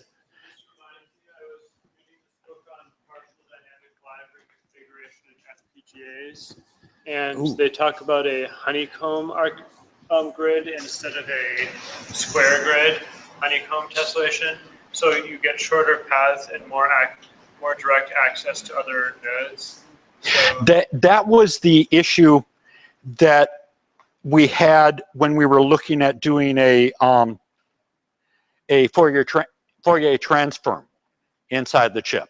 yeah. And the butterfly that does almost needs to recreate the paths dynamically. Yeah. And I'm thinking about how to do that, putting an FPGA in between the nodes or having some bus logic to do it. You mean like a routing fabric? Right, exactly. I'm working on a PSOC, Cypress PSOC port, which has this routing fabric. It creates short circuits makes short circuits on the grid so it can take more direct routes on the grid. Right, right. That type of thing. Short circuiting by having some switches that will make a short circuit basically. Yes, Yeah. yes. That's the idea, Yeah. is that you want to build your matrix dynamically, Yeah. depending on what problem you're solving. Yeah. It's ideas. I don't know where it's going to go. Anything else? How much time? Oh, I'm short on time. Talk too fast. I think there's not much more to talk about there.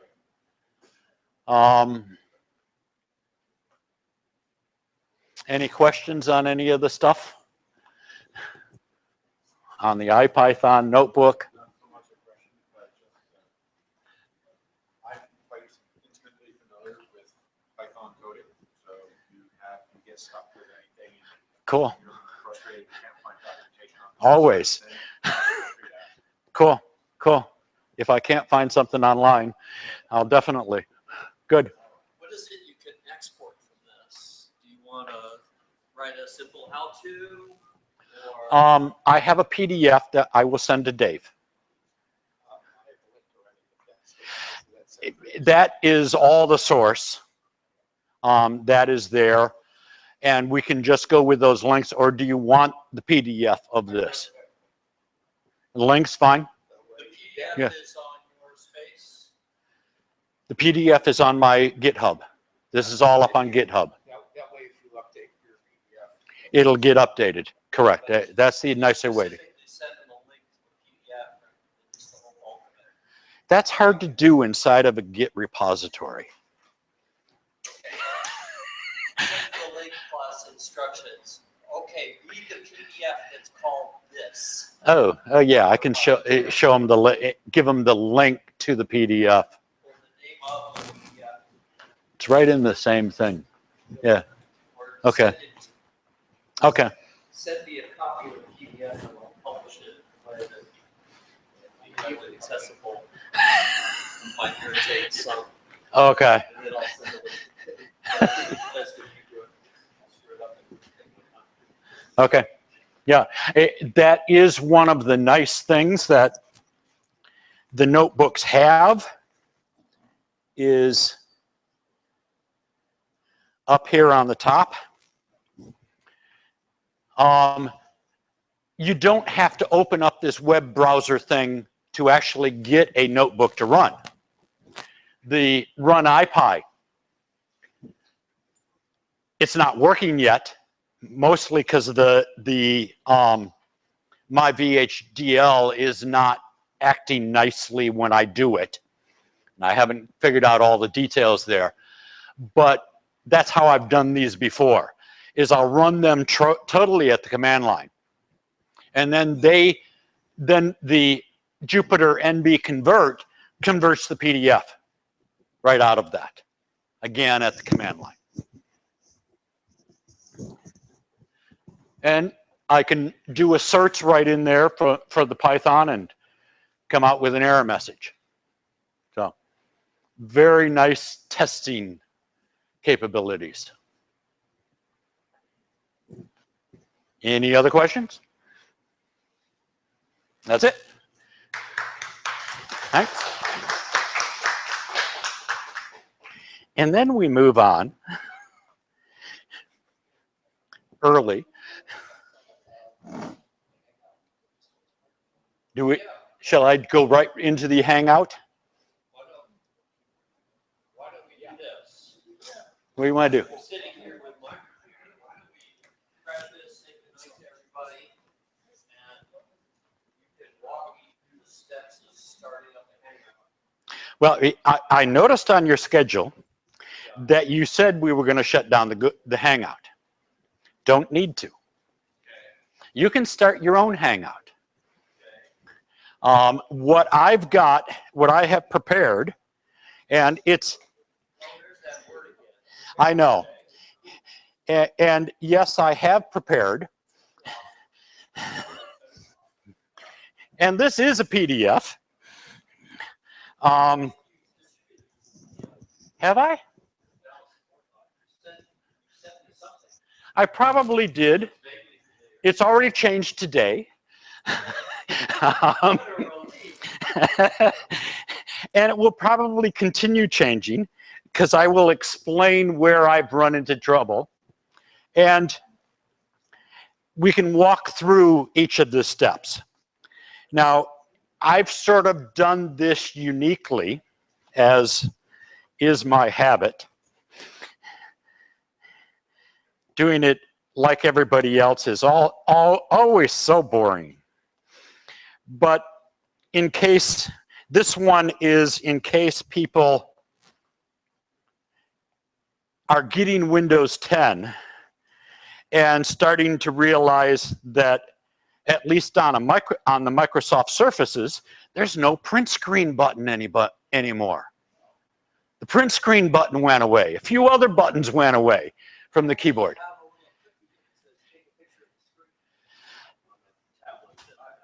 function Windows space takes a picture of the screen. No, absolutely not intuitive. But that's one of the first things that I had to learn is on this new computer, how do I get a print screen? Because the original computer, the one that is actually running the Hangout now, they have a little Windows icon at the bottom of the screen. And there you press that icon and hit the volume down, and that takes a picture. This is the method that won't go away because it's just keys.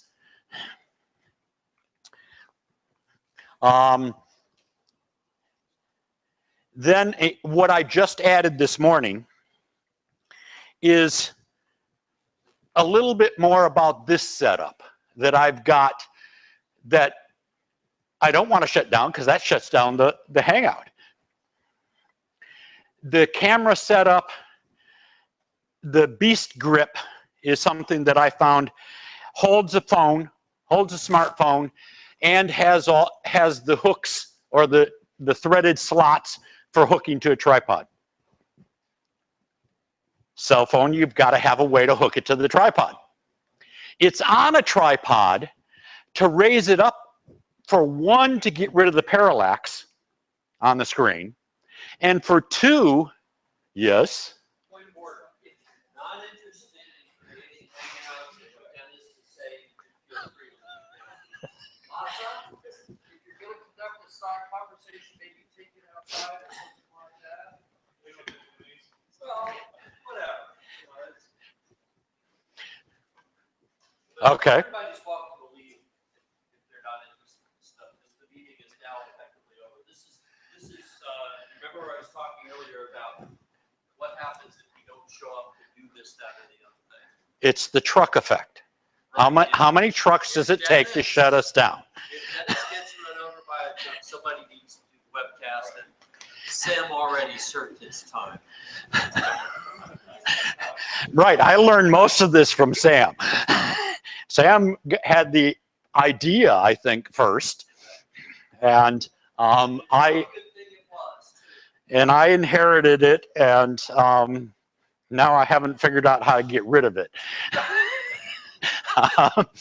And this is the first step for me to actually not have to show up someday. So that is the camera hookup. Very nice for getting on the tripod. It gets it up. One is getting rid of the parallax, and the other, and I forget to raise it every so often. And so yeah, I haven't always remembered to get rid of the parallax. The other reason is that when we're not using the projector and somebody's trying to write on this whiteboard is rather shiny, and if the lights are on, all you see is the lights. You see nothing on this whiteboard. This is the only way to get rid of it, is raise the camera way up. And that's what we've done there.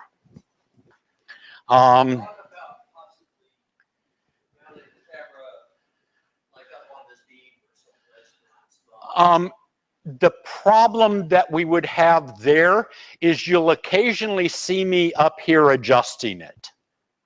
If it's up even higher, how are we going to adjust it? Yeah. Yeah.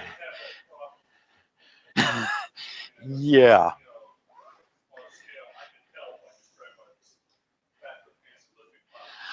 It becomes, this works, and I'm not sure I want to take it up any higher. You want hand control on the camera, because occasionally we do pan around. Tripod just seemed to be the better way to go.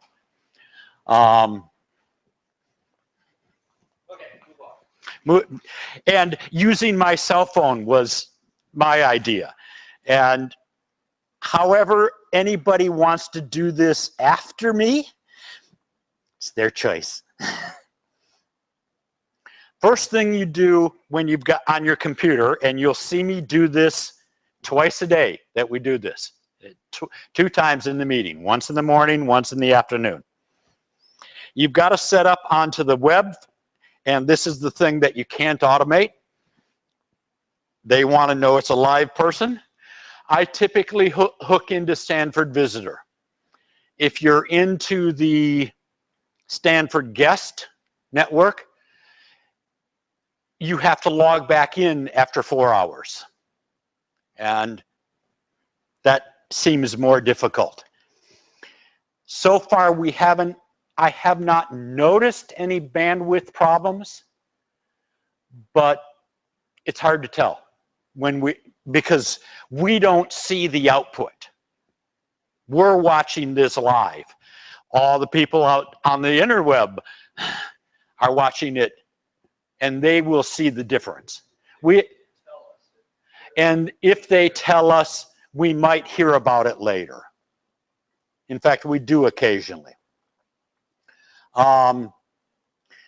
You then get this wireless visitor thing, and you answer yes, accept, and then you're connected. You get that screen that you're connected. Now, originally when I started doing this, Droid Cam is what is used to talk between the camera and my computer. There are many ways to accomplish that. This is the non-wireless. I want to do it wired for this one. So I'm not taking up more Wi-Fi bandwidth by getting the camera output down to my computer. So I do this over a wire, over a USB connection. It uses ADB, which is the Android debug. Debug is DB. It's the Android debug system. Both. And Droid Cam has two versions, the cheaper one and the one that you pay for. The one that you pay for has more controls and higher resolution. I use the one you pay for. This gets it down into my computer. Originally, and that's the Droid Cam, you get this screen. Droid Cam can either do it over Wi-Fi, over internet, or over USB. And these are the Droid Cam X Pro controls. And you get that on your screen first. Now, originally, Google Hangouts had a problem with Droid Cam. Crash every time. Don't know why. They seem to have fixed that. But at the time, when I was setting all of this, and I still do it, there's this other program called Minicam that does take Droid Cam and pumps it out and can add some extra features to the video, can do some fancy stuff on the video, which we don't use, but then presents a virtual cam out to Google Hangouts that didn't crash at the time. Now, I guess both of them work, but I haven't gotten rid of this portion. Because I think it's nice to be able to switch between cameras. Occasionally I do that. Like on this case, I've got 3 cameras hooked up. Earlier this morning, I think I had 4. And you can just switch between cameras then.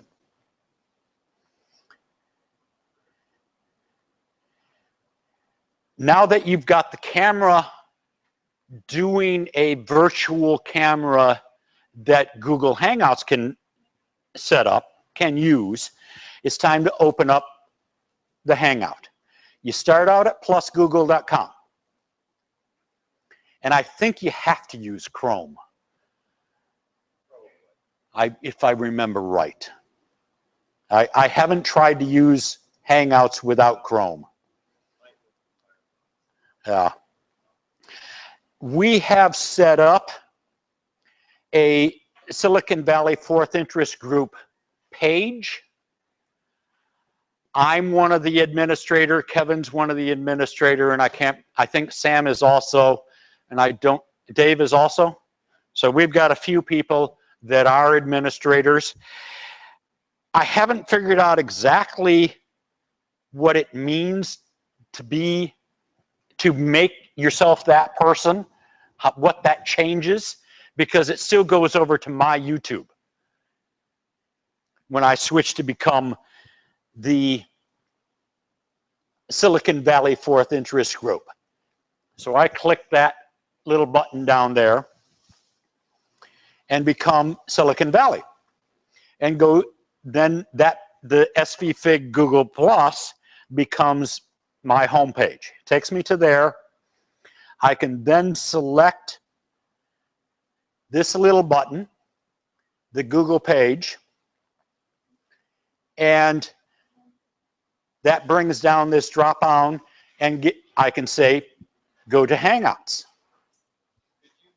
I'm sorry, could you scroll back up to the start of this process? Here I am on Google Plus. Okay, you start out in Google Plus. All right. This is starting out in Google Plus. This is your page. Now you click your name and you get this little menu come down. Because I'm an administrator for the SVFIG page, I have the option now to switch to that name. I click here, that gets me that name. Are you following along and trying to do one? Cool. Let me know when you catch up.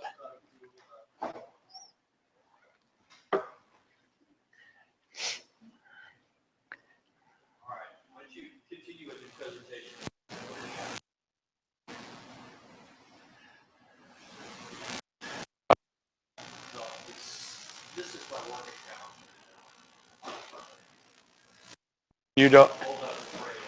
Well, it doesn't, as I said, I haven't figured out what the difference is if I switch. I did find out this afternoon that this morning I did go over to SVFIG, became SVFIG. This afternoon I didn't. This morning I was able to invite myself. This afternoon I was not able to. That may be part of the difference, is that I will occasionally try to be two people on here. Like even right now, we'll get to that, how you invite other people. I found out more information today. And it's not in this document. So now when you're in SVFIG Google Plus or wherever you are, even on your home page, you go to this little button, Google Plus page. That brings a drop down like this, and you select Hangouts. From that page, you'll get this page, and you select Hangouts on Air. Then you'll get this page.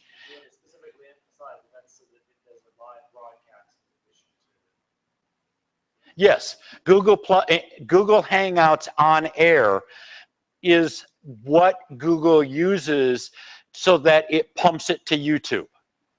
That's how we get the YouTube capture. So then, once you've gotten this Create Hangout on Air, you push this button and that actually creates it.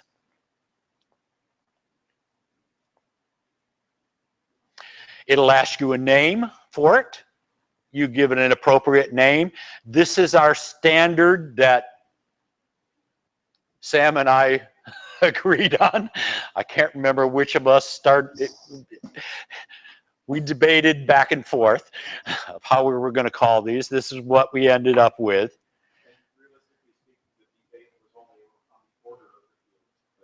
Yeah. Yeah,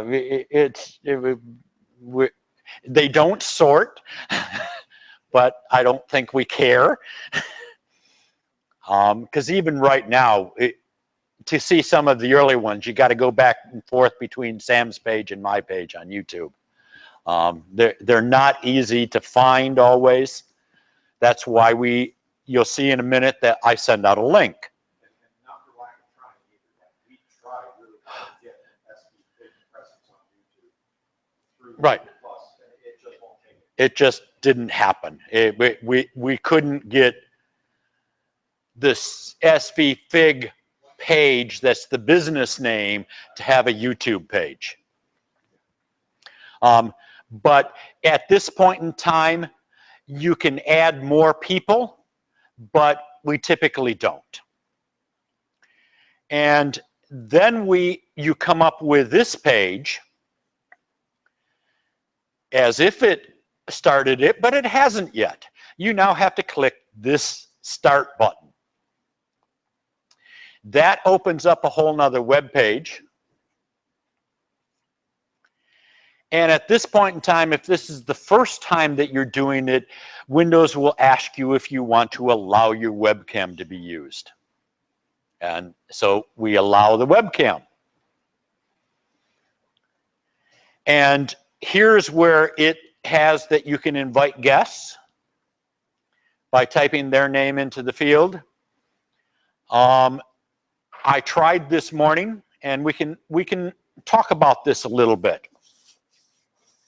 The piece that I have not been able to capture yet, just because I haven't caught it in time, I haven't taken caught a screen capture of when I've actually done it, and it succeeded. We tried to do it this morning with Dr. Ting. It wouldn't work. I went back and tried to do it with myself. I eventually got it to work. You have to be, I believe, the recipient of the invite has to be in Google+. And then he will get a dialog box that I haven't figured out who the dialog box is from. I think it's Hangout sending the dialog box. And he will see a link there. And that will allow him to actually get in. For the purpose of contributing to the meeting, to get an invited guest account set up. So it should be noted at this point that the invite that you receive.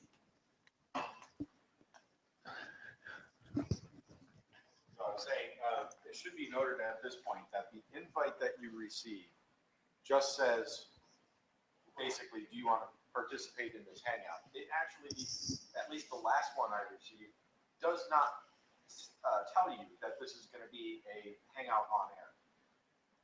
No, yes, right. Whether or not it's branded or not. So when you look at this invite, it looks like you're doing a personal Google Hangout and not necessarily being part of a larger meeting. Yeah. And so it's, if you're looking for a hangout on air, knowing that it's going to be streaming, you'll probably miss it. So you have to just look for Yes. plain vanilla hangout. It's not gonna. It's not going to say Hangout on air. It's basically, do you accept this invite? I also once I get into the Hangout itself, I can also add people at that point in time. In that case, I got it this afternoon, I got a dialogue where it actually had the text of the link. First time I've seen the text of the link. It's a long gobbledygook string of characters, but at least that can be copied and sent an email. And you can invite them that way. So eventually I may fix up this document to say how to do that, but I haven't yet. I just learning things every time we do this, because that is the other thing, is this interface, these instructions may change at Google's whim. Yes. Would it be more reasonable to start telling people, go to the Hangout page for the link, and then eventually stop sending an email altogether? Because the link goes to the Hangout page automatically when you start the Hangout. No, it does not. It goes through a YouTube type link. Here I am at the Hangout page, and I see that's the live one, and that's the one from this morning. And as soon as Yes. you make it, there it is. I can Yeah, click on it. correct. That will take you to either directly, it will start playing right there. You cannot participate. By clicking, I don't want to participate. I just want to stop sending out this freaking email. And when people say, "Oh, do I have to join the email list to see the Hangout?" I always tell them, no, you have, just go to this Hangout page. Here's Correct. the link. And Correct. it'll automatically start up as soon as you start up the thing. they still have to belong to Google Plus to participate at all. Yeah, or to even view.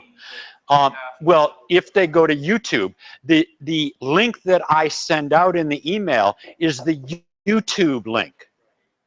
Then they don't have to belong to Google Plus at all. Okay. Can I just tell them? To just Okay, view. Here's the format for the YouTube video name. Is search for SVFIG 23 July 2016, and it'll show you the morning, and if it's the afternoon, it'll show you the morning and the afternoon. I've always had trouble searching YouTube. Finding things on YouTube, because YouTube is just a huge black hole. Okay, let's offline this. Yeah, I'll work on it. I haven't found a good way to not send that link. That link is the fastest way out. Yeah, okay. Okay. I'd like to get rid of it. I don't know a good way. But it's a thought. We'll keep on looking. So this is invite guest. Inviting guest is problematic. Once you get past this invite guests, whether you invite or not, we typically hit skip. Now we start the broadcast. Or you get this screen with the button down here at the bottom that says you can start the broadcast. Typically, we don't start immediately. We wait until we get, I've done this, I prepared and gotten to this point, and now I'll sit and wait until we get closer to the start time of the meeting. And Kevin and I will have a discussion. Have we started the broadcast yet? Are we live yet? You aren't live until you hit start broadcast. And it takes a little bit of time to start it. It's not too long. It's not a couple minutes. It's 30 seconds maybe or more, depending on the internet traffic. But you want to start it just a little bit before you're scheduled to start. And then you are live. Another thing that you want to make sure that you probably will have to set up your camera settings inside here. And just if you haven't seen the icons at the top of the page and at the side, they can be confusing. To set your camera, you use the gear icon, that's the settings. To invite more people at this point, you use the little people the person there. To mute yourself or your video, you do that. And I think that's just your Wi-Fi. And to hang up, you hit this button. Screen share is over here. And all the rest of these are just cute little features.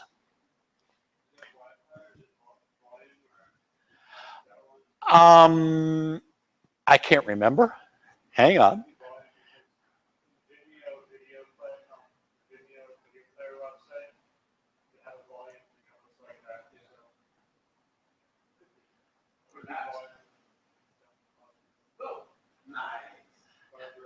Leave call, adjust bandwidth usage.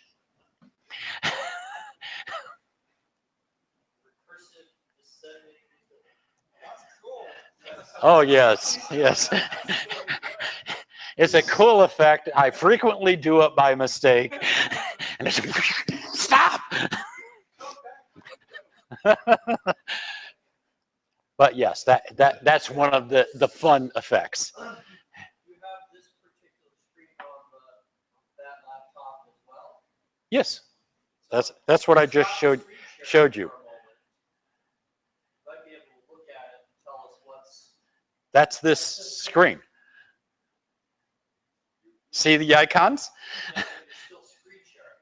You missed the first part of that. Well, yes. Stop screen sharing for a second. If I stop screen sharing, then you won't get this tunnel vision, is all. That's the goal, yes. Never mind, I'll win the show. I'm sorry I asked. Where am I? Where was I? And just to clarify, Dennis, you're sharing your screen amongst other reasons so that the Hangout gets a high fidelity copy of the. I am always trying to convince our speakers to join the Hangout, even though it's difficult to join the Hangout, because then it's not my camera trying to pick up the text off of the screen, which is always bad. This and what the people are seeing right now is this quality or better. It is a real crisp screen. You should try even harder to encourage you to do that, because I would probably do it if you reminded me that I always forget. Okay, I will try to convince more emphatically once we figure out how to do it nicely. So, have you tried to capture signal from the notebook directly feeding to that's what you've done. Okay. That's effectively what I'm doing, although it's that computer over there. Since I bought a new Surface, I'm keeping my old Surface and as a backup camera. And that makes it very nice. But you too could be doing what I'm doing here on my other computer, sharing my screen directly through and the internet. This is going all the way out to Google, coming back in here. This is streaming multiple copies of this across the air in this room. More than 10 minutes.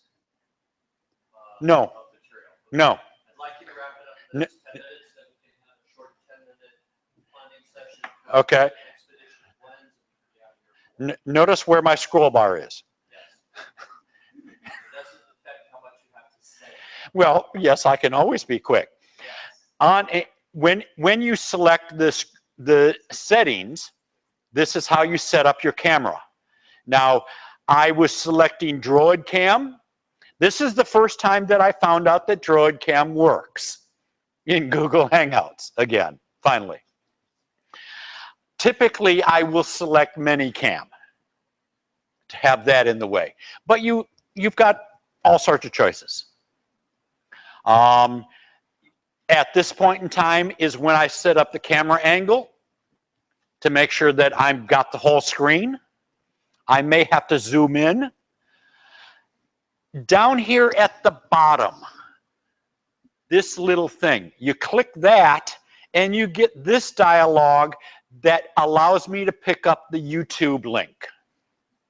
That's where I pick up the YouTube link from. Copy it, open up an email, send out an email.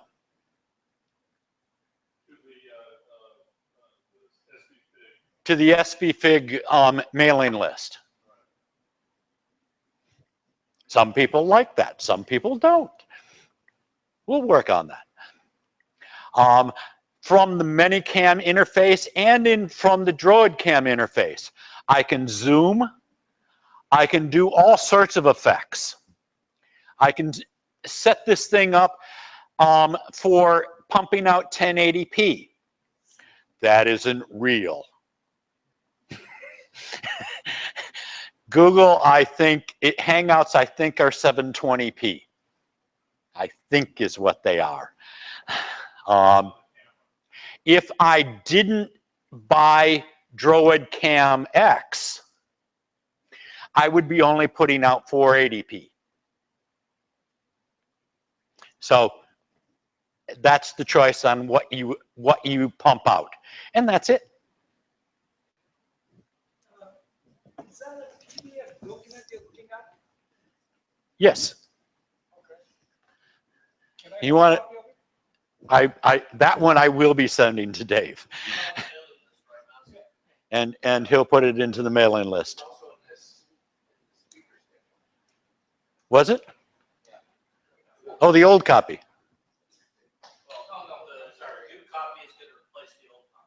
Ah, okay. That's right, I got to send you 2 PDFs. This PDF and another. This is constantly going to be moving. As we learn how to do it, as Google changes, they have done all sorts of weird stuff to us. Yeah, the first thing I saw when I went to Google Plus is, would you like to see the new Google Plus? Yes, yes. And I've been saying no. Yes. It's changing underneath our feet as we speak. Yes. Questions? That was incredibly well done. Thank you.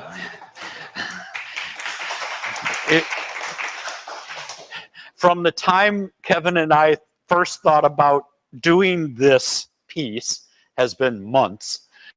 And I've been working on it. This was not fun. Trying to take screenshots of everything as I did one a few months back was fun, but it finally gets it. So Dennis, I'm at the page that says GitHub deroofer. Where do I go from there to get that PDF? This is not on GitHub. Where's it gonna This is on Dropbox. I haven't given you.